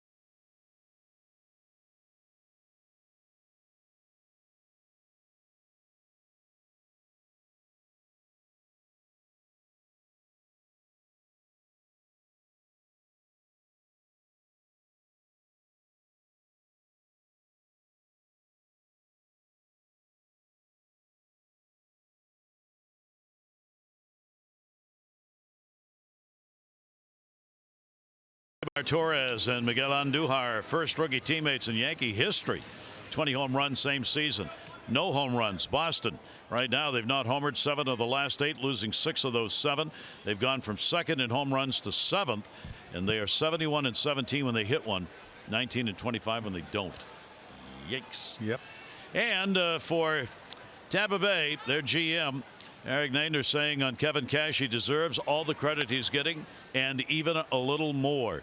He said of Cash and the job he's done that he has done something and everything necessary in the navigation. I think more than anything he's really solidified himself as a leader of this organization. Well, Eric Nylander, I mean, he got rid of a lot of players. He didn't whine about it, talking about Kevin Cash, and they played marvelously well. Now, of course, Eric did a nice job too. We were there when they went and got Sergio Romo last year, right before the trading deadline, and I'm going 6-point ERA with the Dodgers. What is he doing? Well, he's an opener. Yeah, exactly. He's an opener, closer, you name it, and he's pitched really well for him. And of course, a veteran. You know, anybody that follows baseball knows that a big part of those 3 world championships with the San Francisco Giants. They were on an 8-game win streak. Tampa Bay is. And they're ahead of Atlanta tonight. Yep. Only the 3rd inning. Yeah. 2 ball, 1 strike delivery on the way, and the pitch will be taken for a strike. Well, what they do so well is your favorite ballpark in the American League East, the Trop. They play so well there. They've won all those games there during the win streak. 2 ball, 2 strike count. Josh Rogers, Oriole left-hander, 24 years old, major league debut. Jammed him. Jones. McKinney is retired. One away here in the 5th. Last weekend was Players Weekend around MLB. Players showcasing their nicknames on the back of their jerseys. Former O's greats such as Demper, Steady Eddie, Boog, and Brooks also getting in on the action. You can go to Orioles.com/auctions. Bid on these autographed Legends Player Weekend jerseys. All proceeds benefit Maryland Food Bank. The bidding closes August 31 at 10 p.m. Gurriel at the top of the order. He has grounded out and flied out a couple of times on the DL. He has had concussion problems this year. Then a left ankle sprain that put him on the DL. Base hit up the middle. Gurriel delivers a single with 1 down in the 5th inning. He's 1 for 3. Well, out of Cuba, as we mentioned, and you know, they gave him a $3 million signing bonus, kind of like you know, again, going down maybe a little bit more money, and then a 7-year deal for over $22 million. So they believe he's going to be a good player, and he has been when he stays healthy. Yep, very good. Gives them a lot of flexibility in the infield, which they may need. Of course, his older brother is a terrific player for the world champion Astros. Here is Devin Travis. Josh Donaldson is rehabbing beginning tonight. We'll see how that goes, whether or not they are able to move him in a trade, which they want to do. John Gibbons saying he'll start tonight. Yeah, reading one of the articles in the Toronto paper, and pops that one up middle infield behind the mound. Beckham got it. And it was talking about the apparently the baseball rules, because he hadn't played since what I think the 29th of May on the DL with a left calf pull. You have to be able to go on revocable waivers where somebody actually can claim you, and then you can make a deal or let him go, making $23 million. You have to play your position with normal ability. So that's what this rehab's about. And who determines that? Pardon me? Do you know who determines that? Because I asked that tonight. Okay. I said, okay, who says he's normal? And the answer is the player. Yeah. The player has to say that he's okay. So he can't limp. No. Not with that left calf. No. Can't do that. Boy, that's a long time for a left calf. Oh, gosh. May 29th, and such an important player for the Jays. And I mean, there's all kinds of stuff going on regarding that. Is it, would the Jays make him a qualifying offer if in fact they still have him and they can't trade him? Well, I would think they would, because it's $18 million. 17.4. Does it going up again? Yeah. Okay. Do they want to? That is hit foul outside of first base. It's one of the reasons why they're hustling to try and get him traded. They really don't want to have to make a qualifying offer, and if they are faced with that, they may not. Well, they paid him $23 million this year, and he's been hurt. And when he plays, like we said last night, hits a home run once every 15 times, RBI every 5.5 times. If he could stay healthy, I would think he would be worth $17.4 million, which would be about a $5.2 million salary reduction. Much like the one you got here a month ago. Oh yeah, exactly. But then again, you know, if you're Josh Donaldson, I mean, look what happened to Moustakas with 38 home runs. He turned it down and signed for 5-something. Yep. Yeah. Yep. Interesting. So that'll be one of the big decisions both Donaldson and the team have to make. Fouled off here. Josh Rogers in control. Single by Gurriel. And now there are 2 down. Smoke, a base hit his last time up, 1 for 2. Getting out of the 0 for 17 that he was in when he came to the plate for that last at bat. 2 ball, 2 strike count. Gurriel off first base, and we'll be a little bit inside. But what we've seen from him, and you know, again, 2 lefties. Pannone, he gets knocked around. The one thing about Josh Rogers, now he does get more run cushion, but he earned it because he stayed out there. But he's hitting his spots a lot better than Pannone did. A lot better. Yeah. So, you know, if Caleb goes in, he gets the ball in. Not always, but most of the time. 3 ball, 2 strike count. Runner will go from first base with 2 down, and that will be foul back. Talking about hitters who have those kind of reverse numbers. Smoke up there, not much different average wise, 5 points between a righty lefty. Home runs, though, he's hit 15 batting left-handed and 4 right-handed. Well, how about last year? 31 hitting left-handed and only 7 of his 38 from this side. So it's consistent. Yeah. But he did hit 331 hitting right-handed, which is his highest average ever. 3-2 in the air to left field. That ball's going to carry way back, warning track wall, and goodbye, home run. So he heard us talking about that and said, oh yeah, watch this. And Smoke delivers the long ball. That'll be number 20. RBI is 62 and 63, and it's a 7-3 ball game. Yeah, sometimes there are times when you pitch to the scoreboard, 7-1, 3-2. You don't want to walk them. You can see the difference.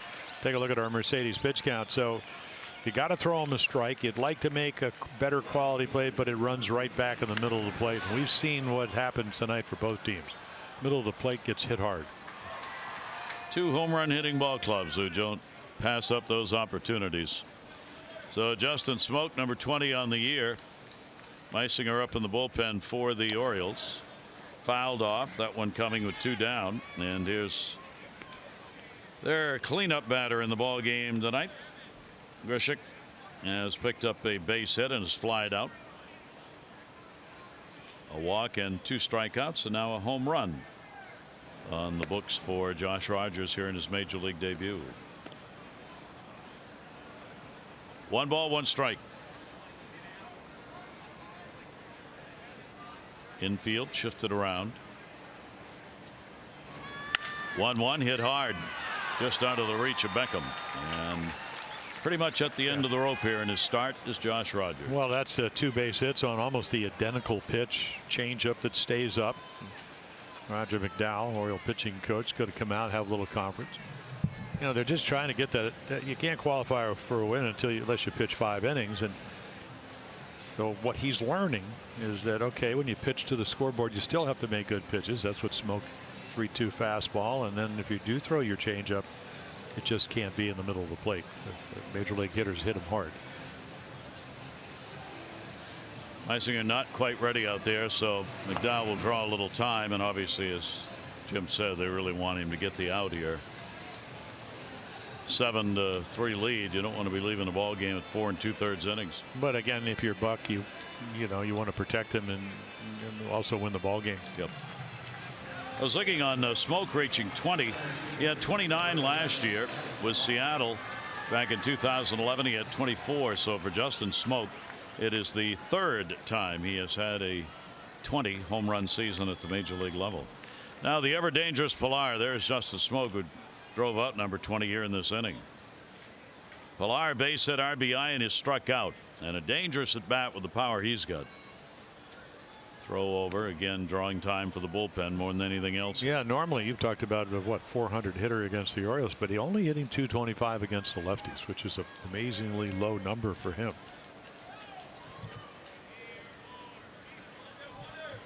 There are 2 down. So Rogers only needs that one more big out. Jumps on one and fouls it back. Yeah, he's pretty much been 89 to occasionally 90, 91 tops all night long. So he hadn't really lost a lot of velocity.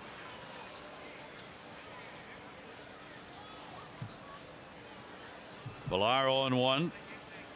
His RBI base hit came in the 4th. And got jammed. Good pitch. Shortstop. Beckham will back up on it and put it away. And Rogers again able to get another big out. So it's the home run by Smoke, but for the family of Rogers and for Josh. 7-3 as he leaves mid-5.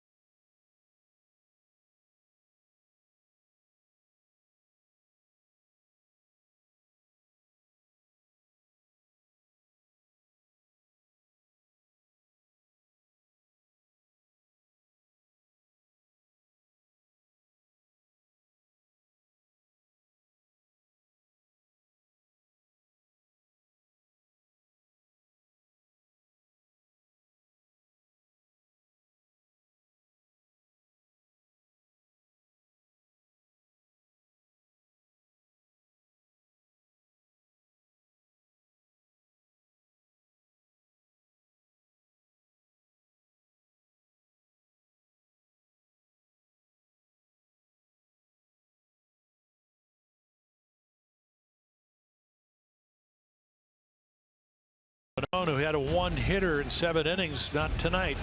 So Mancini with a triple, and then a single by Jones, single by Davis, and then a triple. Pilar doesn't come down with it. 4-run inning. And then again, Adam Jones already with 3 base hits. So a big offensive night. 7 runs last night, 7 runs tonight so far. Of course, Beckham with a 3-run home run to add to that total. Gentry with a 2-run shot. Those are your Geico highlights. 15 minutes could save you 15% or more on car insurance. Visit geico.com to see how much you could save. Andrew Kashner with a rookie major league debut pitcher right there. Andrew looked at him and said, I only have one question. Josh, would you be willing to share half of the runs scored when you pitch with me? Yeah. We could be real good friends. Yes. Because I need those. You don't need all those. And that was his answer right there. No. Shook his head. See, right there. I need them. Pointing the finger. I need them too. 0-1 delivery on the way, and the pitch will be taken up high. 1 ball, 1 strike count. Tim Beckham. 1 for 2 in the ball game. Home run number 9. Big 3 RBI night for him. Nunez, Andrioli are due up for the Orioles. Biagini, who came on in relief. 1-1 delivery on the way, and right off the top hand and foul. Well, that's a 95-mile-per-hour sinker, and again, I mean, I'm just beguiled by the guy with this kind of stuff can have as high an ERA. You know, I can understand that maybe not as adept as a starter, and the numbers certainly show that, but boy, if you're ever going to get a Rule 5 guy, and that's how they got him, and he really, you know, first year 60 games, went 62 straight innings without a home run, giving up one. 1 ball, 2 strike count on Beckham. Big right-hander over the top. Where'd that hit? Off the bat or his hand? Yep, it might have gotten the fingers of the left hand. I mean, this is a 2-seamer, and he's trying to protect away. Boy, this is how you break some fingers or a hand. Yep, couldn't get it out of the way. Got that, what, the bottom fingers of the left hand. John Gibbons arguing it hit the butt of the bat. No. Looking at it on the video. Close.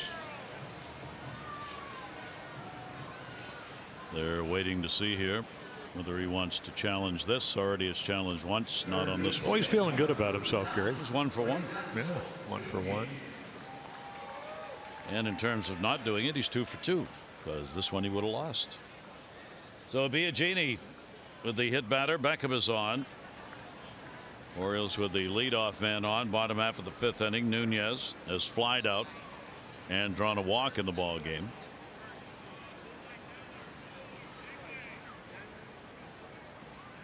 Over the top for a strike. Biagini's 5th game against the Orioles. He does not have a record against them. That's this year. Orioles have scored 2 runs, 4 hits off him in 3 innings. Hitting pretty hard. 286 average against Biagini this year. Lifetime he's 0-2 against the Orioles. 0-1. Nunez, that one hits him. Yeah, another 2-seamer, or maybe backup cutter when you look at the velocity. Trying to pitch in. This one, that's a changeup. Look at that. It just runs. And Nunez takes it off the back of his left arm. So hand, our fingers, and now left shoulder. He'd only hit 4 batters on the year, and he's hit 2 here in the 5th inning, back to back. Yeah, great stuff. And our notes, I was reading it the other day. 2-15 with a 6.08 ERA when he starts. 7-8 with an ERA of 3.89, so much better out of the bullpen. So Andreoli gets a chance with runners on at first and second base. And nobody out. And the pitch will miss for a ball. Diaz is way over towards the line at third and playing even with the bag. They're really guarding the line here. Big hole. Well, either that, I'm wondering maybe they think he might bunt. I think that's true too. Yeah. But again, he'd be in a little bit, maybe a step on the grass. You don't want to have that lip between you and a ground ball. Not that far over to the line. 1-0 count.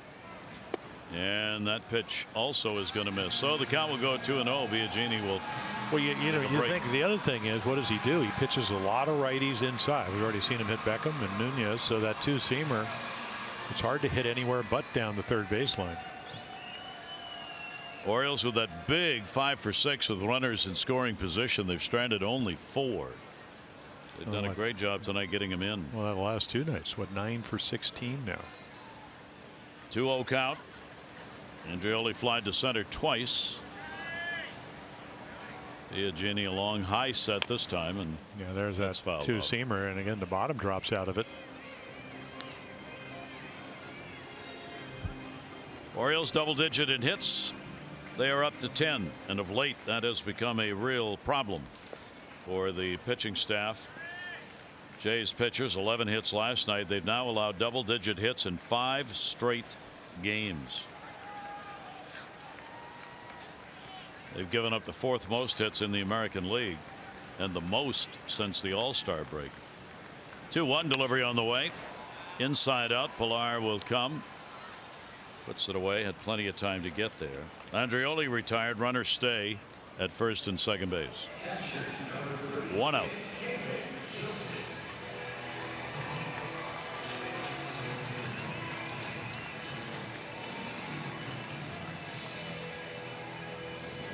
Caleb Joseph.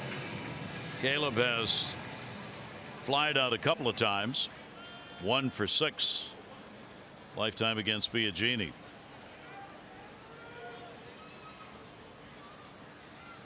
Infields. He'll squeeze to the middle on this. Travis. Evan Travis almost behind the bag. Not a full shift though. And the pitch will be taken for a strike. So the Orioles trying to blow it open here. Get a base hit. 1 or 2 more RBIs here in the 5th inning. Get those runs back. 7-3. A little too close with the home run power these two teams have. There is no safe lead. Yeah, well, especially the way the bullpen struggled. Didn't last night. But over the month of August, the ERA was what, over almost 9 runs a game from the pen. And Caleb with that enormous difference home and road. As far as batting average is concerned, 278 at home and a .148 on the road coming into the ball game. 0-2. Lead runners Beckham at second base. Nunez on at first. Both hit by a pitch. Breaking ball. It did, and it was outside. There you go. Well, that's about as good a curveball. Just didn't throw it for a strike. Bottom dropped right out of it.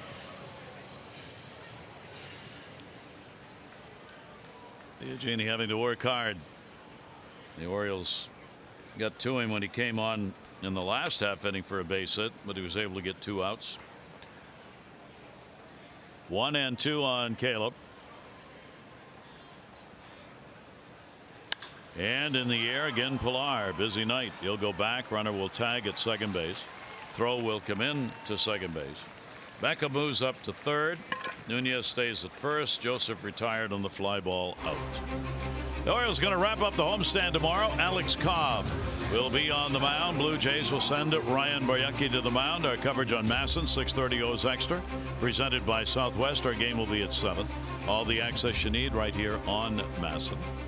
And the Orioles hope it'll be an opportunity for a 3-game sweep. If they can hang on to the lead they have got in this one.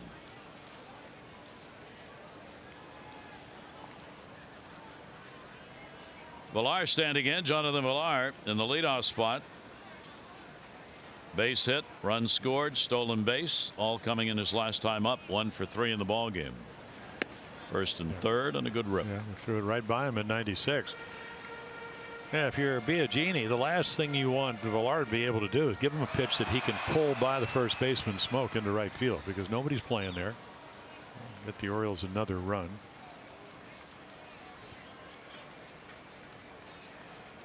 Oh, 1. Diaz on the cut of the grass at third, even with the 2 down and the 0-1 count. Down that way and foul. On the backside of Bobby Dickerson, the third base coach.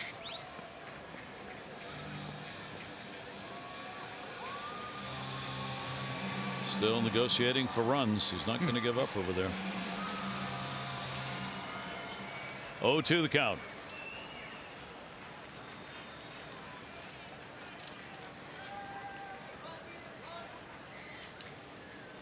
Diaz will back up a couple of steps at third. 0-2 delivery on the way. That'll be down low. Stop made. Jansen on a pitch down and in the dirt. 1-2. That keeps that runner at third base. The eye with the Orioles overall on the year, 264 in these situations. Done a good job with his chance at RBIs. 1-2. Biagini's delivery to him up.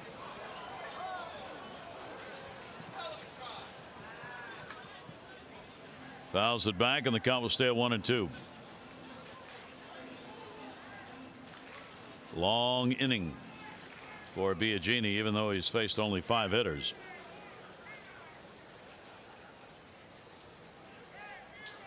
Beckham off third. Nunez off first base. Outfield shaded to left this time.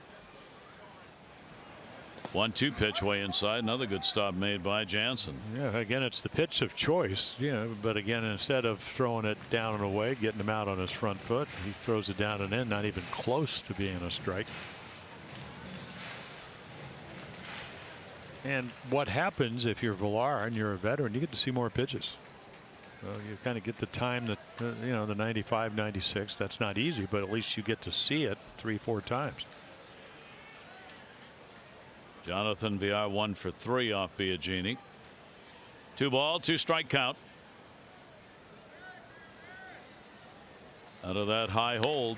Base hit into center field, and Villar comes through again. That'll pick up an RBI as Beckham will score. Villar's got another multi-hit game, 2 for 4 and a run batted in, 8-3. Yeah, a little change up that stays up, and he doesn't miss it. And again, your approach, you're trying to hit home runs. Watch him cut his swing down. Just lets it travel. I mean, just reaches. I'm going to play Pepper. Put the bat on the ball somewhere. Find a hole. He does. And the Orioles now lead by 5. Good job by VR. RBI number 13 in 25 games with the Orioles for the Orioles switch hitter. Now first and second, another 2-out RBI as well. Here's Gentry, and he's going to get a base hit into right field. Off and running Nunez. He will come to the plate. The throw is off the mark.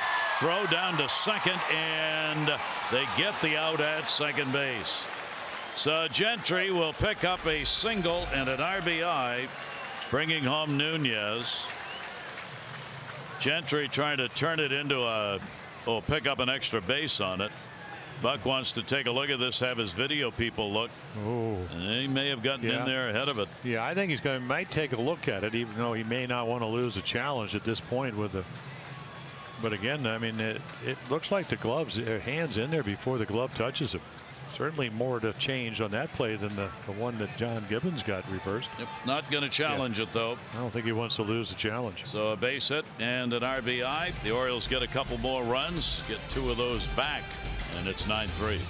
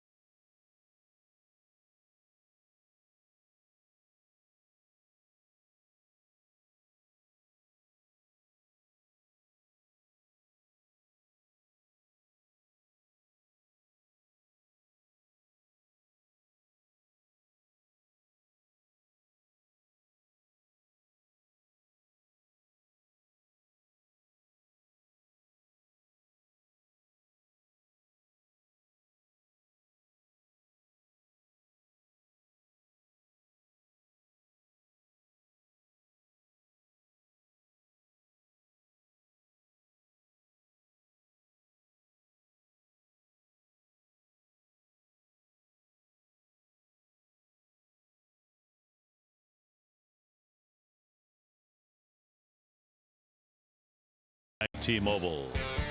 Well, Josh Rogers, again, first major league start. He pitches well. They get him a bunch of runs. Turns out 9. Pilar thought it was inside. Doesn't matter. I mean, that's key strikeout right there. Bases loaded. Diaz on the slider. He swings straight down to it. A chance to win tonight as he will leave. Ryan Meisinger comes in. Meisinger begins with a fastball up. Yeah, again, I mean, a hit per inning. Strikeout, not too many walks, but the home run ball. He's given up home runs in 4 of his last 6 games. So not a hard thrower. That ball will go to center and fall in for a base hit. So Hernandez is on. His first hit, 1 for 3. So our PNC inside the numbers for Josh Rogers. So again, as we said, the game's certainly not over. Only 5 innings, but he pitches well. Gives up the 2-run home run. Kind of pitching to the scoreboard, but acquitted himself quite well. Got out of a couple of tough jams. Got a big strikeout 4th inning on Diaz. Well, that's the one thing. Loaded. If you want to look at composure and poise, he certainly had that tonight.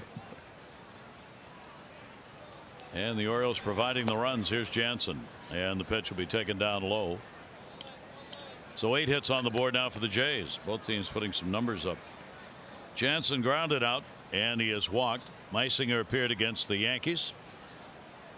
Pitched on the 25th. Gave up 2 runs, 4 hits in an inning and 2/3 all the way to the backstop.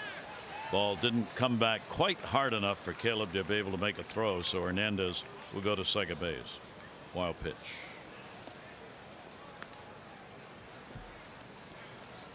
Mays up in the bullpen. This ball game being turned over to the pens on both teams now. See how deep they have to go. So Jansen an RBI opportunity. There are 2 down. Meisinger's delivery, nobody out rather, and the pitch will be taken up 3-0.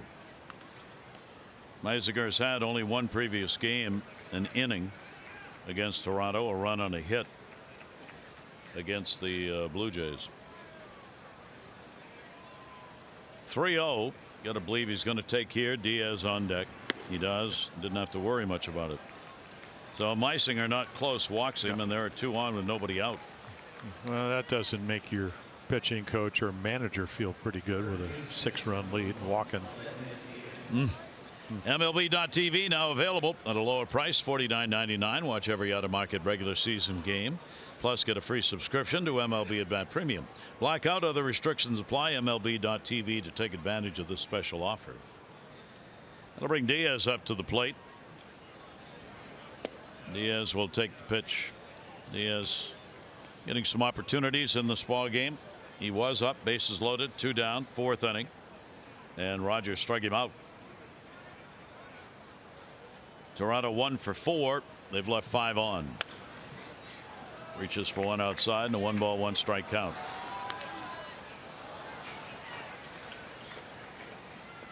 Aledmez Diaz. He's got some power. Yeah, 6-game hit streak coming in. Well, he can play a little bit. And again, short at third. Yeah, Grichich came over from the Cardinals. Had some injuries. What, 2 years ago? Hit 17 home runs. There's a nice slider. Thinking about Ryan Meissinger, not a hard thrower. The home run he gave up against the Yankees was 90 miles per hour that Gardner clubbed out of here. So he's got to be able to get the breaking ball down. And love to throw a double play here. 1-2 delivery on the way. Right on top of that, fouled it off at the plate. So the count will stay 1-2. Both those hit batters by Biagini in the 5th inning. Both scored as Beckham and Nunez crossed. They got on. First 2 hitters of the inning hit by pitches. Singles, VR, Gentry accounting for the 2 RBIs. Those hurt. 1-2 delivery on the way. Will just miss inside.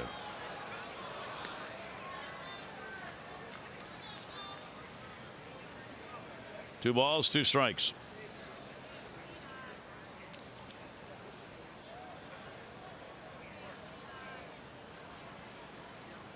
Runners off first and second base, and he went upstairs at 91. Yeah, well, that's what 2 strikes will allow you to do. You know, you got an aggressive hitter, a power hitter, loves to hit the fastball, and he chases it because it's out of the zone. And again, just enough. You talked about it earlier. That guy's better low ball hitters because they can get to it easier. He's shaking his head. Can't believe he missed it, but he did because you chased it. It was out of the zone. Good pitch, though. Way up. Yeah. So 1 down. Number 9 hitter, Billy McKinney, the Dallas native, coming over from the Yankees, getting a lot of playing time and doing well. He has been in the minors since 2013. Not a prodigious home run hitter, but he's put him up. Well, that's why the 2 home runs. Yeah, the 2 home runs he hit over the weekend to left center in the mezzanine, and they were bombs.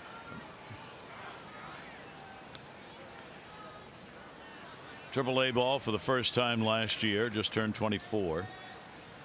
So we really do want to take a look at him. He's trying to keep his mark alive, getting on base here since joining Toronto. All 9 of the previous games he's played in, he's been on. Not in this one, though. He is grounded out, flied out. Meisinger's pitch will be taken inside for a ball. And a 2-ball 1-strike count.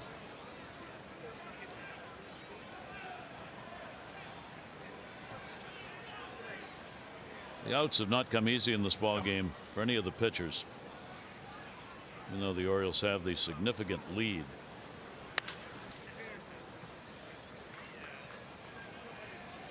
Two ball, 2-strike count. Turned on that one a little too far.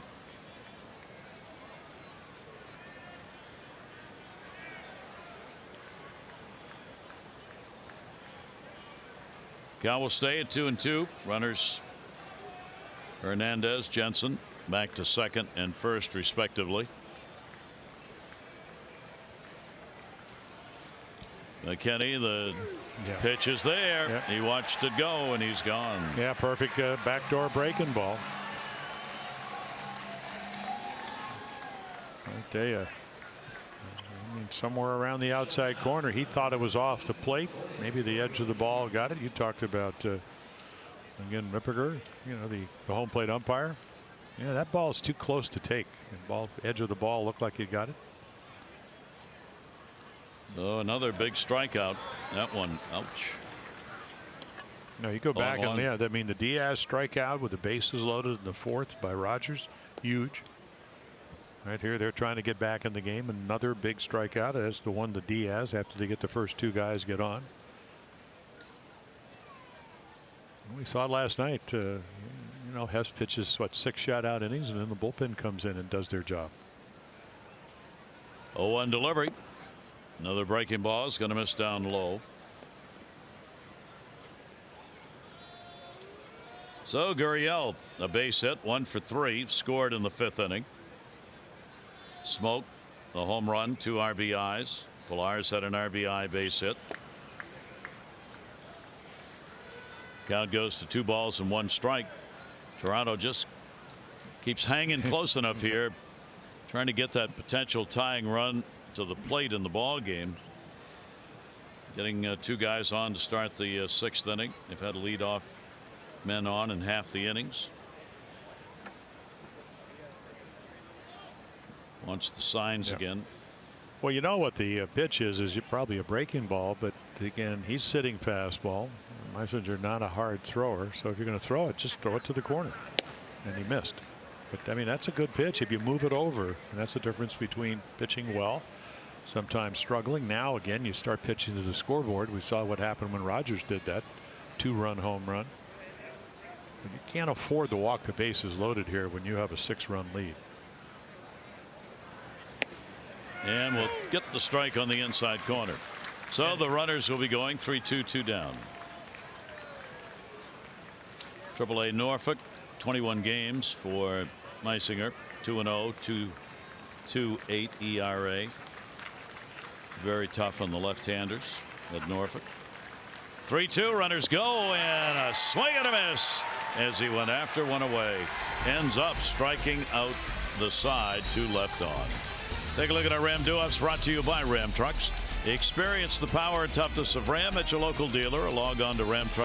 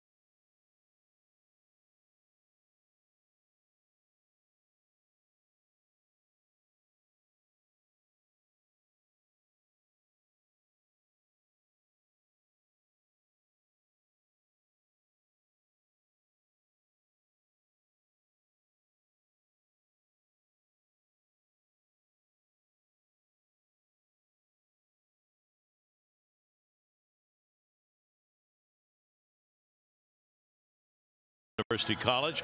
Back in 1884, Gotham pitcher Mickey Welch struck out the first 9 Cleveland Blues hitters, came to the plate in a major league record. You know how long that stood? From 1884 till Tom Seaver equaled that mark in 1970 at Shea Stadium.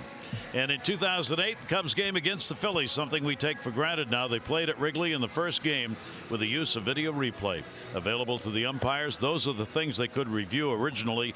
That has been dramatically expanded, but 2008, the year it started. Orioles up by a score 9-3 as we go to the bottom half of the 6th inning. Yeah, Tim Meza comes on, hard throwing lefty fastball slider guy, so you can see the numbers for him. More hits than innings pitched, but strikeouts, more strikeouts than innings pitched. And again, lefties, you'd like to think he would be able to get them out a little bit better, especially when his slider, I mean, they swing and miss at it 31% of the time. And his fastball will be in the mid-90s. And that ball down the line in right, headed to the corner. Grishik over. Didn't miss by much. That was right down by the foul fair pole. Well, Mancini, as we mentioned, much more positive hitter coming to the plate. Confidence way up. Didn't realize, you know he's a big guy. But we're down to the cage, and Howie Clark, who along with Scott Ukulba, the hitting instructor, said, "What do you weigh?" I said, "What, about 212?" He said, 230. He's a big guy. Is that a big night? 0-1 delivery on the way outside. As Mancini's had a double, triple, scored twice. 2 for 3 in the ball game with the Orioles DH. Mays has faced the Orioles only once this year. 1 hit in 2 innings.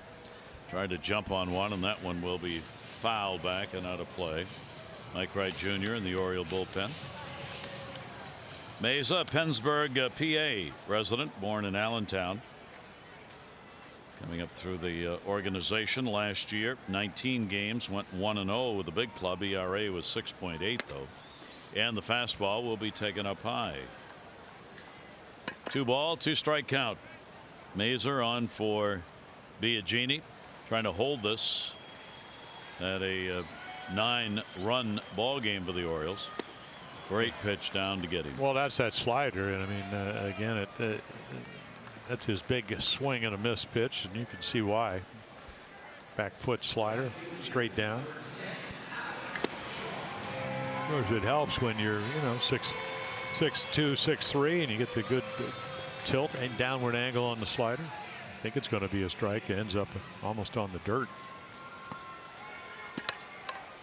Adam Jones coming up. 3-hit ball game for Adam. 3 singles, an RBI, a run scored. It's another big night at the plate. Left-hander's delivery to him. That'll come inside. Adam has not had a 4-hit game among the 36 multi-hit games that he's had this year. 1-0 delivery, comebacker, knocked down. Meza finds it and gets the out. And there are 2 down. This copyrighted telecast presented by authority of the Orioles may not be reproduced or retransmitted in any form, and the accounts and descriptions of this game may not be disseminated without the express written consent of the Orioles. That disclaimer always draws this kind of attention and excitement. And nightly, if you watch, you'll notice when we read that, everybody just becomes so again, now 9 runs you get right now. Castro's going 9 runs you get in your first start in the big leagues. He'd only wanted 2. Now he wants 3. Yeah. He needs a lawyer. Needs a tough negotiator, Andrew, to get those runs. Josh Rogers, the rookie who started, chance to win in his major league debut. 1-0 delivery on the way. And Davis with 2 down, nobody on, goes through it. He's had 2 singles, RBI, run scored, and has grounded out. Yeah, average 172. 1-1 delivery will be up high. Which obviously low, but it's better than what it's been on occasion over the last month or so. Just seems to be swinging the bat, a little more confidence. And 2-1 delivery on the way. Breaking ball there for a strike. Jays keep the shift on. Just ironic how the difference in these games for these teams between playing in Toronto and playing here. There's no way you can figure that out. Orioles lost all 10 in Toronto. Swing and a miss and a pitch down and away. So Mesa comes on, gets a couple of strikeouts. We'll go to the 7th inning with the Orioles on top and Wright coming in.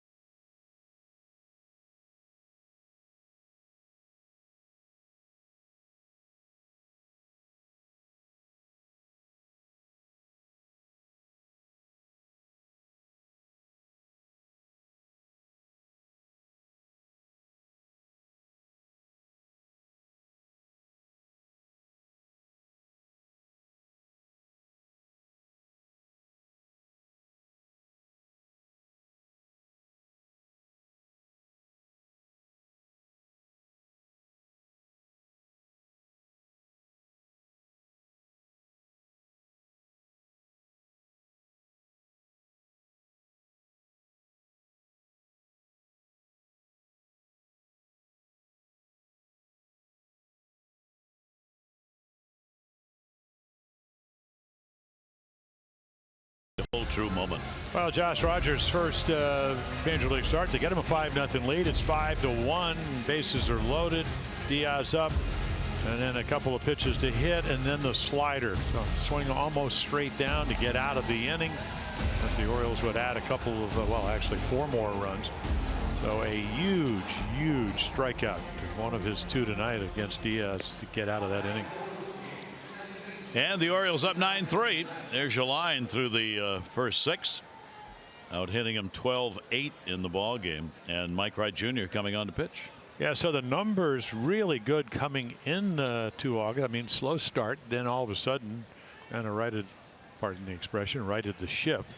And then in the month of August, ERA at 10, even 10, 9 innings, 10 runs. But certainly throwing the ball better. Maybe not this month, but capable of pretty much with his stuff, cutter, slider, but command a little bit iffy over the last about 20 days. He'll get the middle of the order. 2, 3, 4. Travis. Base hit, run scored. 4th inning. He is popped out and flied out. Meisinger worked an inning, struck the side out, did give up a hit and a walk, and a little comebacker played on the hop. Mike Wright Jr. the flip to Chris Davis. Couple pitches. Devin Travis is retired. Yeah, quality pitches will change that 10-point ERA very simply, and that was a good one. Perfect slider down and away. For Mike against Toronto this year, this will be game number 5. A run on 8 hits in 5 1/3 innings against the Blue Jays. Does not have a record against them. And here is Justin Smoak. Smoak delivered his 20th home run, 5th inning, 2 for 3. Single along with a homer and a couple of RBIs. He will take that one to Para in the bullpen. Smoak is 4 for 10 off Wright with a home run. 0-1 delivery. Get ahead of him on the foul ball into the seats.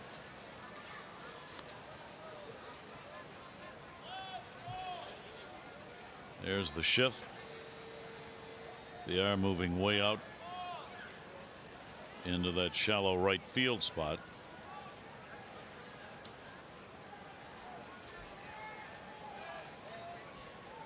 Oh, 2 delivery on the way. Smoke 95-mile-an-hour fastball taken up high.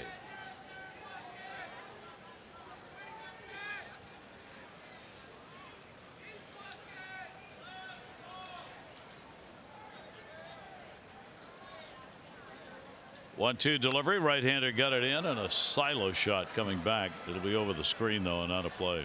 Way up there. Right stays ahead of him. A ball and 2 strikes.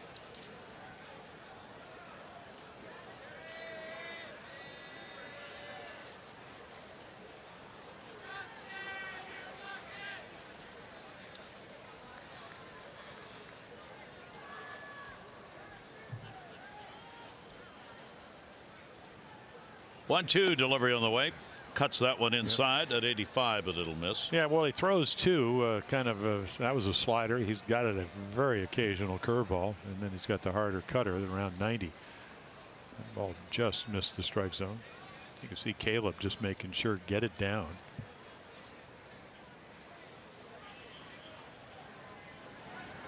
That'll be into the shift. VR way out there makes the throw and gets it over to Chris Davis in time. Right, you're playing so far out in short right field. The transfer. Buck Showalter talking about it. Bobby Dickerson, third base coach, infield instructor. You catch it, the transfer, and then your footwork to get the ball. So look how quickly he. Again, he hits it hard, but look how deep he is. Catch it, transfer it. Yeah, you could see him off his back leg, get himself set.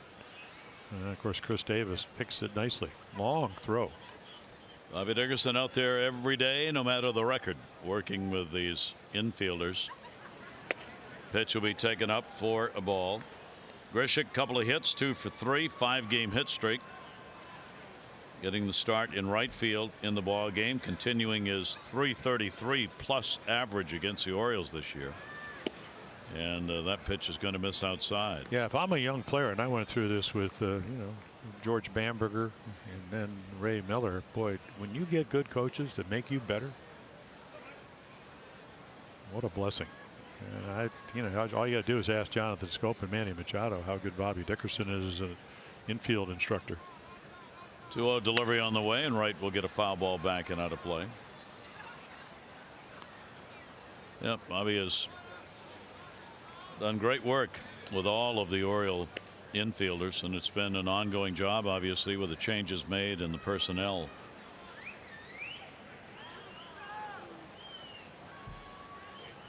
Two ball, 1 strike count. Wright's pitch on the way to him, and a swing and a miss. This is what we were talking about out on the field early today. Footwork. How to get that good first move. And just imagine if you're Nunez, known for his bat, which kind of been a hindrance. In the air to right, driven back, and wow. Goodbye, home run. Another one that just kept on going. Grichuk's got a 3-hit ball game. He delivers his 5th home run against the Orioles this year, and it is a 9-4 game. Well, it took him a while to get started. That's number 19. And, with the Cardinals, when he got to play, 22 home runs, 24 home runs. He hit it out like he was a left-handed pull hitter. Now, again, a lot of balls in the middle. You think that maybe he's not going to be able to get on top of it, but lets it travel. It slows it down a little bit, and it drives it over the scoreboard here. So Randall Grichuk, again, just enough to keep Toronto in the ball game and make it a bit edgy for the Orioles. Grichuk getting that one with 2 down here in the 7th inning. Grichuk now with 46 RBIs. Back into the screen on the cut by Pilar. Yeah, anytime you're down by a half a dozen, which is what the Jays were, you want to get it to where you load the bases up, and a grand slam will tie it. And they're 1 run away from doing that. They're batting here in the 7th inning with 2 down. 0-2 pitch on the way. That ball's going to go in the hole. That's a base hit. Well, so you're Pilar's got a 2-hit ball. You're kind of seeing why Mike Wright, after making great pitches in the month of July, is struggling in August. It's location. The fastball was kind of up in the middle of the plate, even though it was 95. That's a hanging slider. So those pitches become hittable. And again, the Jays, they swing the bat. They're a very aggressive team to hit. And Grichuk there who got the long ball and the single picked up by Pilar. Now here is Hernandez.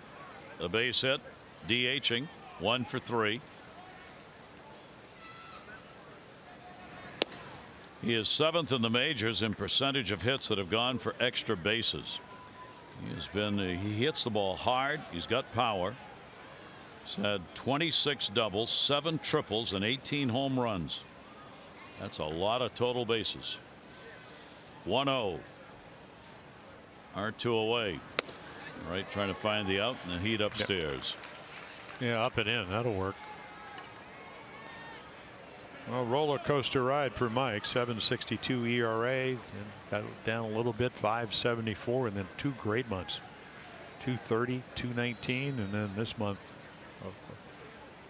10 ERA coming into this game. Tough pitch to take. He did, and it is outside, and the count goes to 2-1.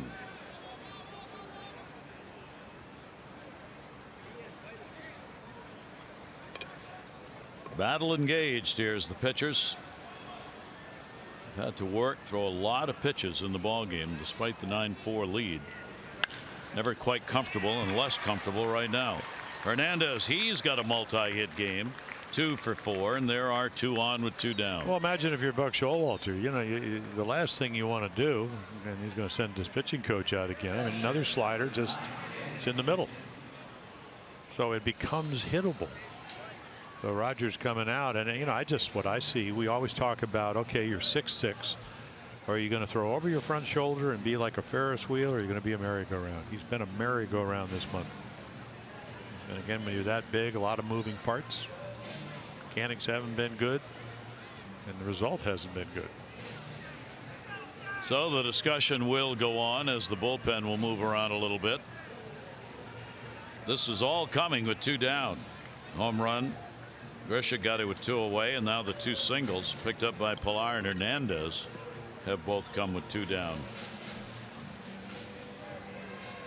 That'll bring Jansen to the plate. Their catcher's drawn a couple of walks, Danny Jansen, and he has grounded out. Race for the East. Tonight the White Sox are beating the Yankees again, 4-2 in the 7th. And the Red Sox are tied with the Marlins 4-4 in the 8th. Yeah, they had a 4-1 lead down in Miami. And the pitch had the knee buckled a little bit, but they will miss inside. And 1-0 with 2 down.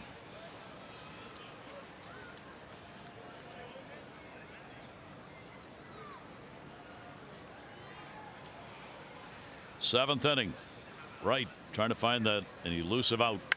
In the air, center field. He hit it hard, going back, warning track with room, and makes the catch. Andreoli right at the wall, 400+ feet away, and Jansen is retired. A run on 3 hits with 2 left on base. 7th inning stretch time. The Orioles up 9-4.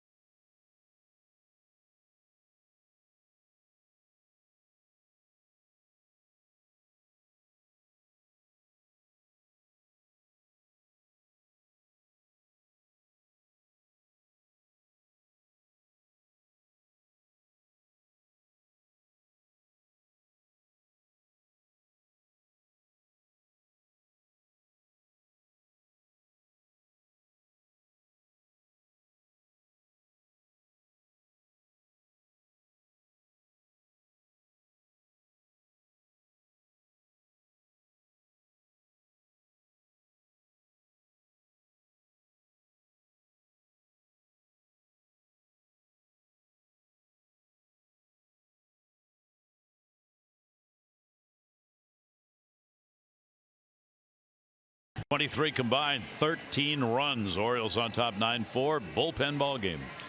Yeah, and Ryan Tepera comes in. Boy, he's got a good arm. You know, the hold specialist last year, 18 led the Jays, and then this year already 14. He's also converted 7 of his last 11 save situations. So power arm, fastball, you know, in the mid 90s. Got a good cutter, sinker, slider, changeup.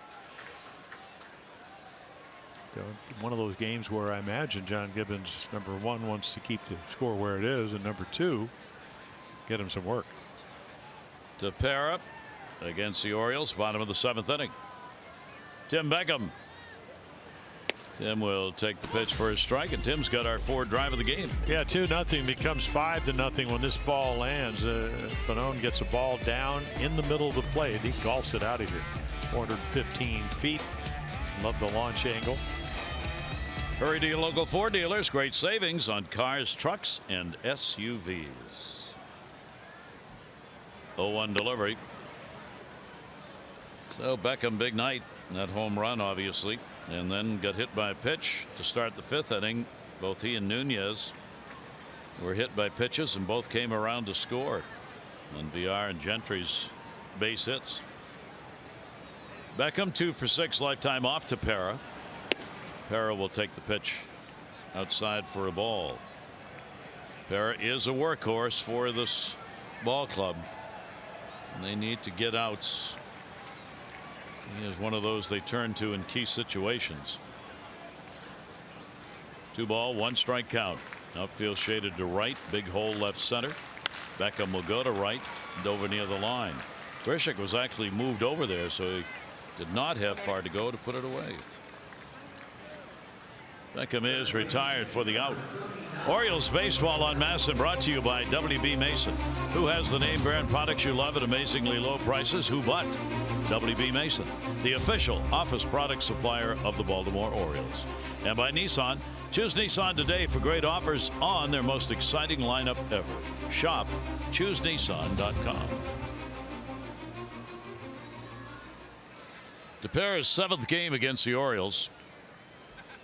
No runs, 4 hits, 6 innings in the previous performances. Does not have a record against them.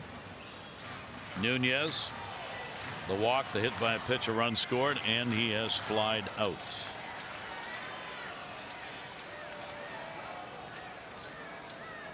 Renato Nunez 0-1, 1 down.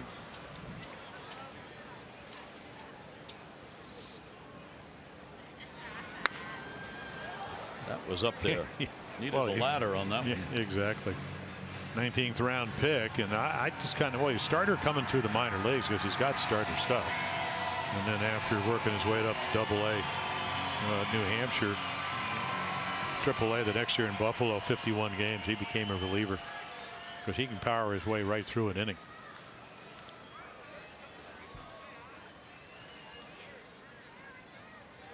Nunez waiting on a 0-2 delivery, and again he went back upstairs, and again Nunez able to fight that pitch off. Yeah, target down and away, fastball up. I don't know if that's on purpose. Paul Fry will get loose. Came in last night, pitched briefly and effectively. Nunez, another one of those young players drafted out of Venezuela, was only 16 years old when he was signed, and still just 24. 0-2 delivery on the way, hit hard. He's got a base hit into left field. It'll be cut off. He'll make the big turn. Nice play by McKinney to hold him to a single. That ball was sizzled. That's what the hanging slider or cutter or whatever you want to call it. Late on the fastball. Look at this bat speed because it's 87, 110 miles per hour. And McKinney makes a great play to keep it going to the wall. Otherwise, it would have been a double. So Nunez vying for his spot for the future with the Orioles. Gets on again with a double. It's 11 doubles Nunez has had, 10 of those with the Orioles. Andrioli, he is starting in center field for the Orioles for the first time in this game, and he has flied all 3 times to the opposing center fielder.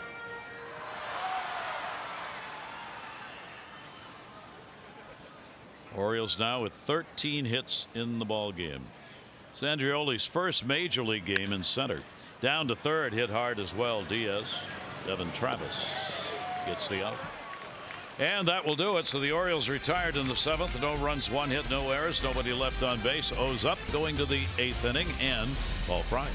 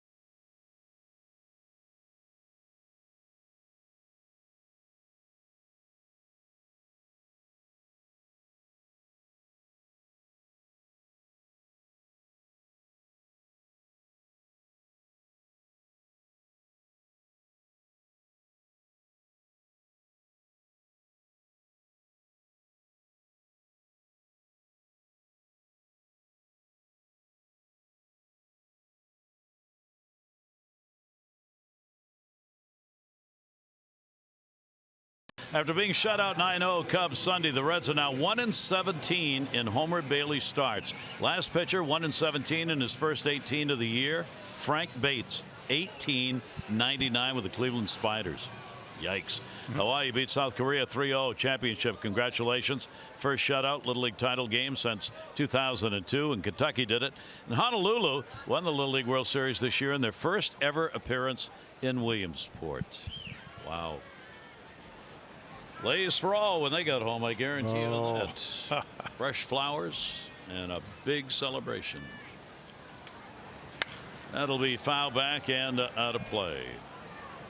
So Wright stays on. We thought Fry was going to come in. The next batter, McKinney, is a left-hander, so Fry is still warming up. But Wright comes back out to face Diaz. 0 for 3. 6-game hit streak, probably on the line with this at bat. 0-1 delivery will be popped up. Joseph, and will not have a play.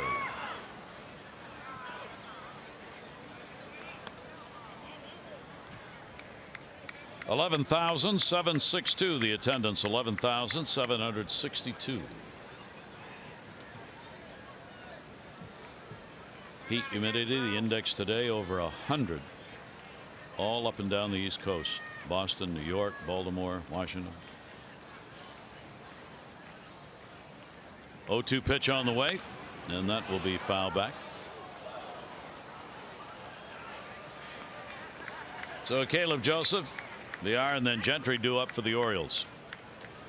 Orioles have had 2 very explosive offensive nights. 7 runs, 11 hits in the ball game last night. 9 runs, 13 hits in this game. Yeah, when they were in Toronto last week, what, 3 games, 5 runs. Boy, that's the script changed. Completely different. Through the first 2 games. 0-2 delivery on the way, and that'll be inside by Wright. Well, that ought to open up the outside corner. Almost hit a guy in the kneecaps.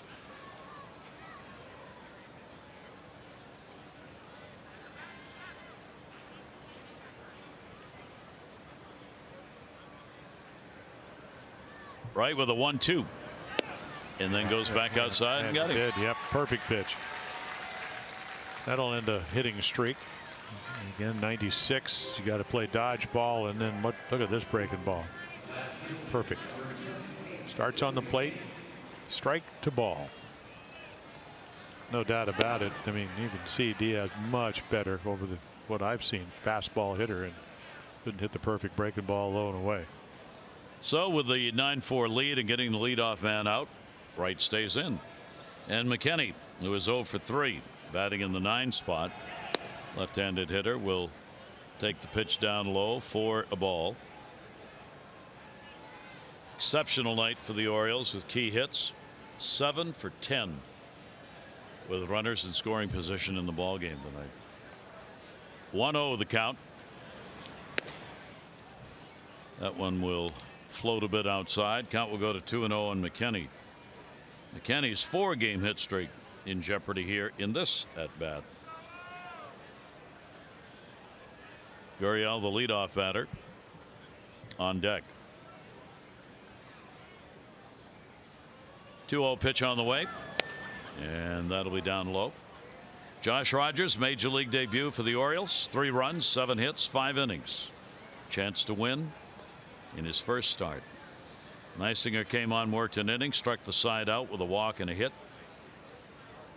Wright has surrendered a home run and a couple of singles, and now will surrender the walk to McKenny.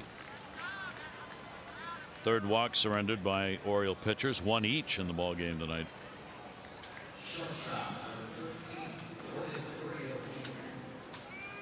Lemus, Diaz, his streak ended. McKenny's probably ended.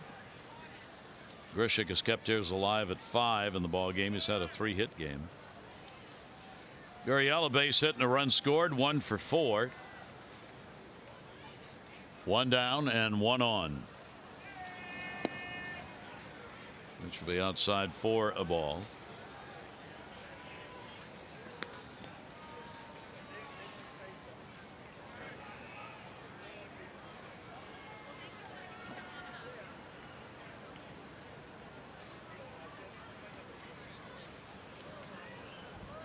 Mike Wright Jr. 1-0. Fry's ready in the bullpen, left-hander if needed. Standing watching at the moment. 1-0 delivery on the way. Fooled him. That comes in for a strike. Yeah, it might have been taken. You don't usually see a lot of hitters in the big leagues nowadays do it. 5 runs down, making him throw a strike, and he did.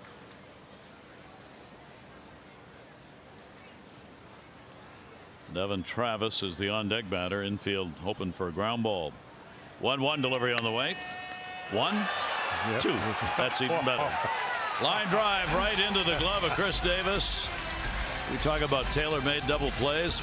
He went to a specialty suit maker on that one. 9-4-0s.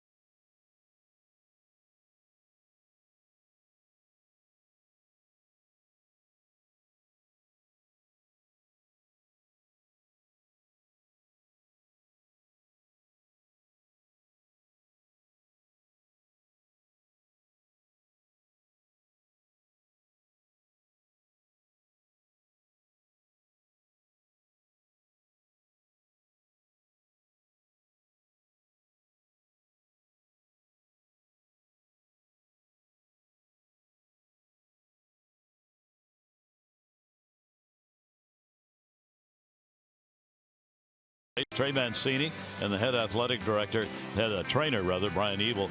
Members of the Orioles athletic training staff participated. The Y in Central Maryland, 100 kids with a guest. It's about staying fit, about a lifetime of activity for youth, combating childhood obesity. It's sponsored by the Professional Baseball Athletic Trainers Society. So the kids got out there, had a chance to get some exercise and to learn how to keep that going. And on hand here for the ball game tonight. Nice job. Yeah, pretty agile. Yep. That was And a pretty Joe good running back right there. He had him holding up a wall, on right field. So Murphy Smith, we saw him last night, major league debut, and after tons of years, 31 years, 2 days old, oldest Blue Jay of all time. Darren Hall back in what, 94 with Minnesota. So again, you know, we saw him. He pitched well last night.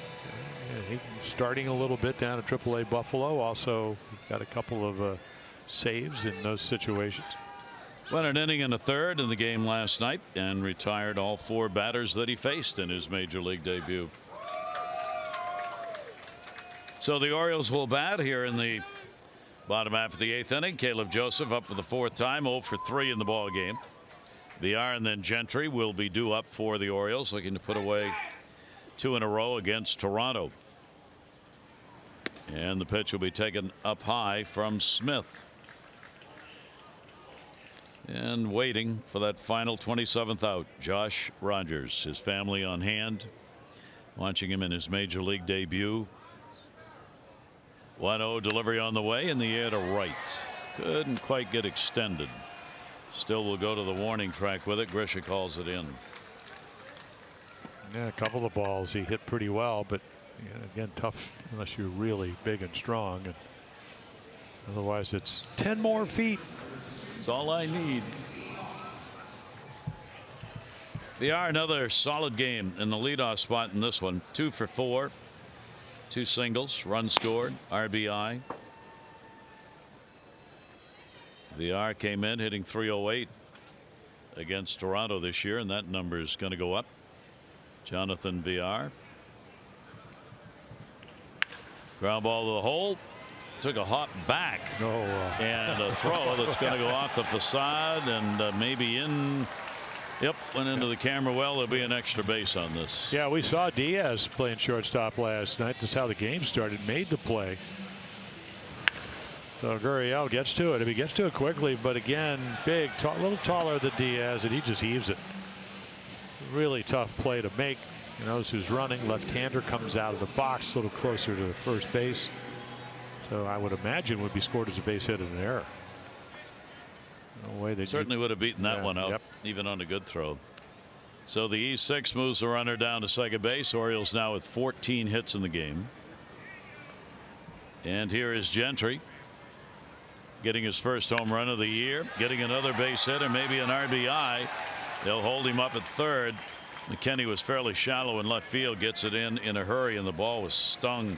A 3-hit ball game for Gentry with a couple of singles and a home run. Well, extended time when he got hit in the ribs and had the broken rib. So actually was swinging the bat really well when that happened. We're back on track. Plus defender, base stealer.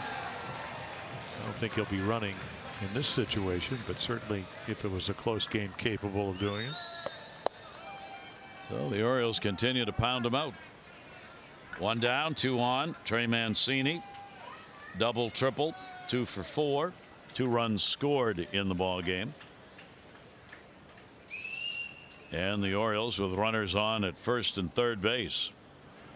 Smith's delivery will be taken up high for a ball. Yeah, Murphy Smith, not a hard thrower. I mean, he made some good pitches with his break-in stuff last night. You know, average fastball around, well, they had it at 93, but I don't think he stayed there last night. And then slider change up to go with it. 1-0 delivery on the way. And there's a kind of a backup slurve of sorts. Craig Gentry getting his 9th multi-hit game, and he's had 4 3-hit ball games this year. So Gentry, when able to get out on the field and play, has produced offensively for the Orioles. The R moved all the way over to third after his single. And Mancini 2-0. 5 RBIs last night. In the air, right center field, at least one here. Pilar goes over, makes the catch. VR will tag. He'll score. Mancini gets the RBI, and the Orioles got a 10-4 lead. Yeah, you're going to get it out when you hit it out Pilar's way in most cases. But again, that's what he's trying to do. Get it in the air, able to get a fastball, middle of the plate. 5 RBIs last night. Boy, another big night tonight. Double, triple. Now a sacrifice fly here in the 8th inning. So the Orioles get that run back. And here's Adam Jones. 3 singles and a ground ball out, RBI, and a run scored for Adam. Runner on at first base, and there are 2 down. And he'll bloop that one to center, and that's going to be a base hit. So Adam Jones has a 4-hit ball game. 4 for 5, all singles tonight. Yeah, I was looking at the Prescott. I think he had done it, 21 times before. Never had a 5-hit game. All right, here, inside out. Not too much, up on the trademark a little bit, so able to dump it in front of Pilar in center. 22nd career 4-hit game, and the first one this year. So Adam is on, and the Orioles have runners at first and second base now as Gentry moves down. Like Joe Chris West. Davis. Joe West. Aren't you going to make it out so we can go home? That's what it looked like. Maybe I was reading lips. Maybe it was a 2-0 pitch on the maybe it was a nice night, pitch. Adam. I don't know, but Joe goes, when's enough? Never. No, exactly. Not if you're pushing Not if your you're average hitting. up. Chris Davis had a couple of hits, 2 singles, RBI, runs scored. He's 2 for 4. 16 hits in the ball game for the Orioles. Davis will take the pitch for a strike. So the Orioles just blasting away, and those 8 for 11 are big. That's a big number. And 4 for 10 last night. It gives you an idea how you put 17 runs on the board. Hit the home runs, 3-run home run last night, 3-run home run by Beckham tonight. Mancini with the 3-run shot, the Weaver. 1 ball, 1 strike delivery. That'll be taken inside. Orioles have not had a lot of ball games like this where they've been able to get on top, significantly so, stay there. Toronto's made a couple of runs at them, just enough to keep it interesting, but not close enough really to get back into the ball game. 2 ball, 1 strike count with 2 down. Fouled off the catcher Jansen. Orioles had a 19-hit game against Tampa Bay back in May. That was their high in hits in a ball game. 17 runs in that ball game, their run high. Mancini with a big first 2 games of this series. 2 balls, 2 strikes, 2 down. Davis will step out. Smith stepped off. Tepera worked an inning, gave up 1 hit. Meza an inning, couple of strikeouts. Biagini 2 runs, 3 hits in an inning and 2/3. Yeah, you see Murphy Smith, he's got rosin everywhere. Yep. Trying to keep the arm dry. Third base side. McKinney's got a long run from left. And a foul ball touched in foul territory and pushed there off the glove. Long run for Diaz. Yeah, they might have lower extremities collided after the catch. Boy, a tough angle because he's looking right over his shoulder, and that ball was up there. I think he just maybe stepped on him right there. Yeah. And trips him. So the at bat will stay alive. Diaz hurting a bit on that one. Count stays at 2-2. McKinney was very deep. A long run and just could not get there in time to make a play on it. 2-2 pitch on the way. Foul back again.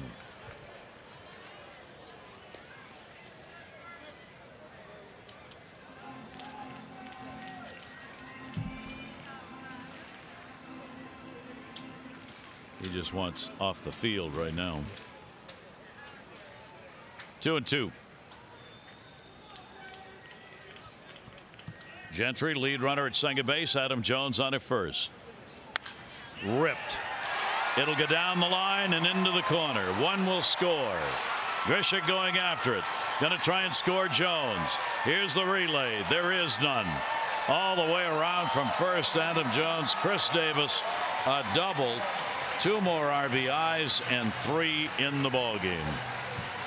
Boy, an unbelievable amount of hittable pitches tonight. A little cutter that stays up, and Chris doesn't miss it.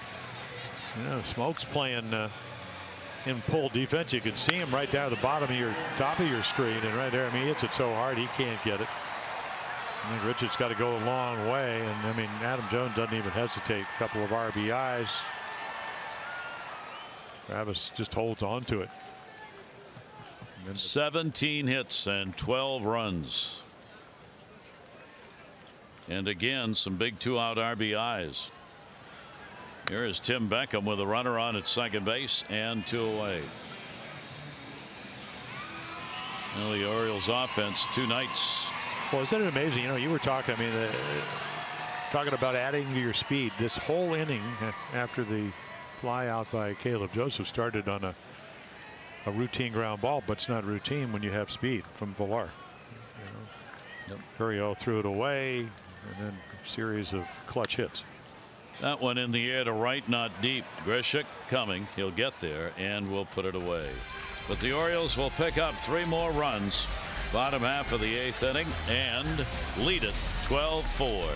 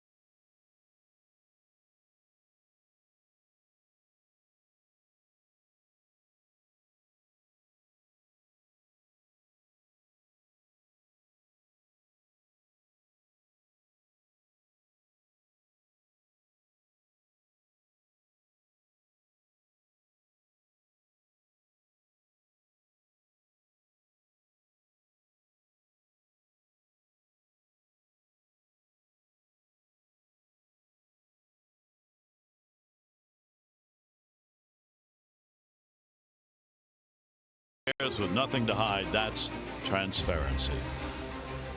So the Orioles 3 outs away from a win over the Jays. Take the first 2, leading at 12-4. Yeah, Tanner Scott, hard thrown lefty, will come on. You can see the strikeouts, 58, 40 and 2/3 innings. You know, walks one every 2 innings. High ERA. A couple of bad innings along the way, but again, devastating slider. Can pretty much get anybody out. And the Orioles will make a couple of defensive changes here. Andreoli goes to right from center. Adam Jones out. And Cedric Mullins will come on to play the 9th inning in center field.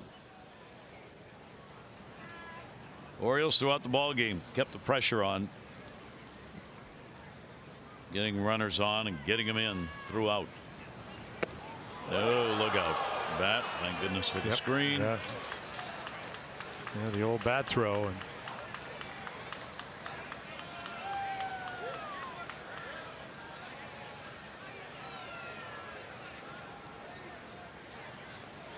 yeah, but yeah, we've seen bats come off and even balls come off the screen, and you could see Hernandez. You know, Oscar saying, "Oh, I better start ducking," because it did come off the top of the screen.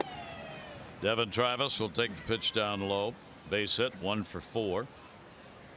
Villar's had an RBI, base hit, 2-run homer by Smoke in the ball game. Offense. Grishik with a home run in the 7th. The last one, solo shot. Pitch taken up high. And a 2-ball, 1-strike count.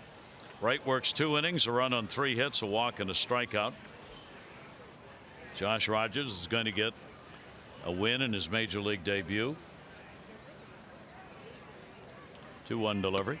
And Pannone, who got a win in his first major league start against the Orioles, is going to get his first loss in his 2nd start. also against the Orioles. 3 ball, 1 strike count.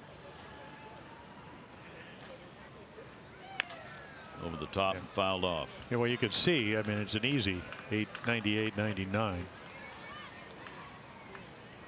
And again, pitching to the scoreboard, 8-run lead. Want to make him put the ball in the play. So what can I throw over? David Hess on the left, pitched a great game last night. Josh Rogers, young lefty on the right. 3-2 delivery on the way. That'll be up, not what he wanted. So a leadoff walk here in the 9th inning. So each Oriole pitcher has surrendered 1 walk. That'll bring Smoke up to the plate. He's had a base hit and a home run, 2 for 4 in the ball game. Told you he'd come on with the 0 for 17 before he got the single in the 4th inning. Came into the game with the 3rd lowest average in the league over the last 10 days. Real funk. So maybe tonight, the night he gets out of it with a couple of hits, including his 20th home run. 1-0 count. Visit to the mound. Caleb on his way out.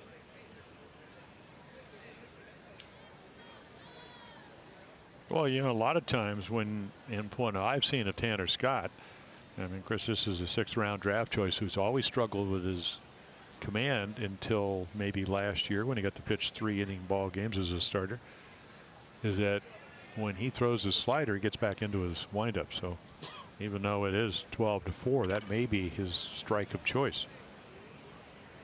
Runner goes. Yeah, there it is. And, you know, again, you just have to maybe stay with it a little bit longer. And this is about as good a slider as you could throw.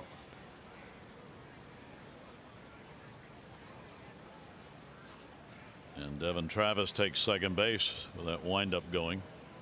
Here's the 1-1 delivery on the way, and the pitch inside. 2 ball, 1 strike count.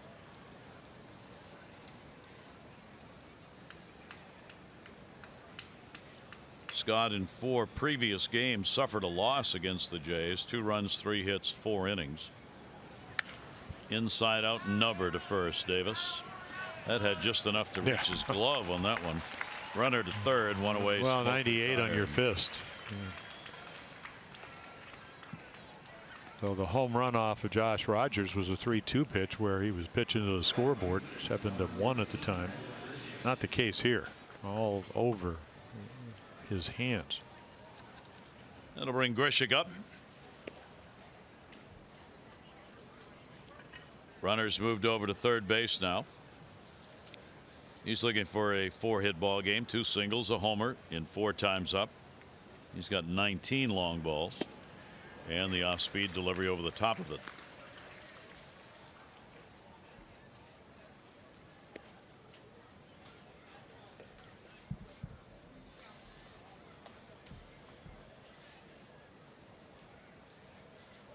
Pitchers loving Mancini. Great affection. 5 RBIs in the ball game yesterday. RBI in this one, and double, triple, 2 runs scored.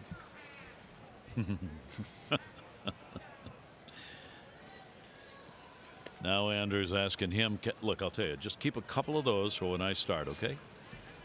Just a couple. Kansas City. Friday. Take you for ribs on Thursday night when the plane gets in. All set. Foul ball. And an 0-2 count.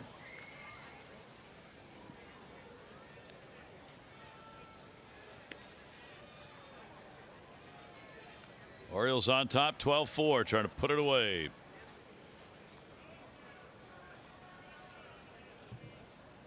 Oh-2 delivery on the way, and that'll be foul back and out of play.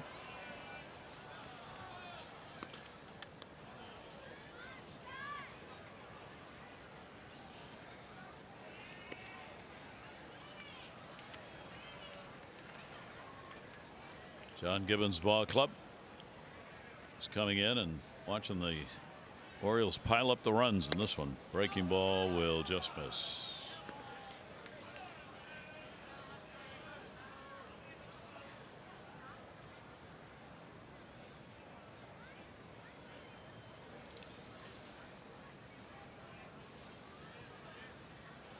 Tanner Scott 1 and 2. Grichuk down to third again. That one will be foul. Boy, is he swinging the bat well compared to early in the year. And of course, former #1 draft choice with the Angels, and then traded to the Cardinals, where when he stayed healthy, he would play well. And then traded for a couple of pitchers to the Jays. 1 ball, 2 strike delivery on the way. That's going to go to center, and that'll be a base hit. So Devin Travis will cross the plate, having drawn that leadoff walk. Grichuk will have a 4-hit ball game and his second RBI. 3 singles and a home run. 4 for 5 for Grichuk. And it's a 12-5 ball game. Devin Travis crosses for the second time in the game. Yeah, he was what, 1 for 30, and he gets on base tonight a couple of times. Offensive night all around. Yeah, 29 hits, 17 runs so far. That'll bring Pilar to the plate, and the pitch will be taken up high.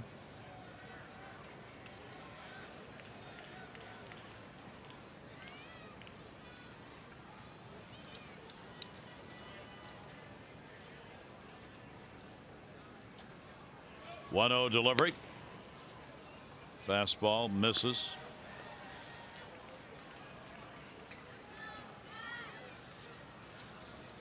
And the count goes to 2-0. Time of need to throw strikes. Tanner Scott struggling with it. Yep. Cannot get the fastball down. 2-0 delivery. Until That will then. be in there. Pilar's had a 2-hit ball game, 2 singles, RBI. He is 2 for 4 in the game. It's an offensive night, I guess. White Sox Yankees, they're 4-4, bottom of the 9th. Red Sox and Marlins 6-6, bottom of the 8th.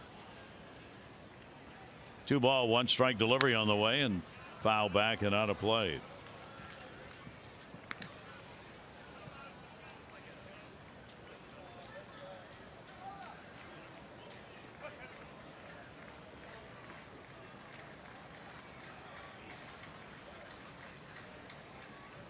Runner off first, 2 ball, 2 strike count. Kevin Pilar. Third, backhanded. Nunez, low throw. They'll get the out at second base. The arm makes sure. Had to get the glove down. Was not going to get Pilar at first. Yeah, get the lead runner, and that's exactly what they do. You know, Nunez, he gets to it quickly. And watch the footwork. They worked on that. You could see that right foot slip a little bit, and when that slips, causes the throw. So watch this. Watch the foot right there skid out a little bit. And Pilar knows. He's been around long enough to know we need outs. 1 more. Game's over.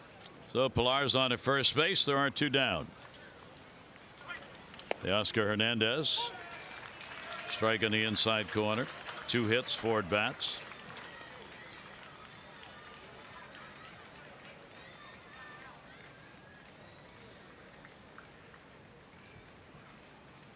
And the 0-1 pitch to him off the fist and back.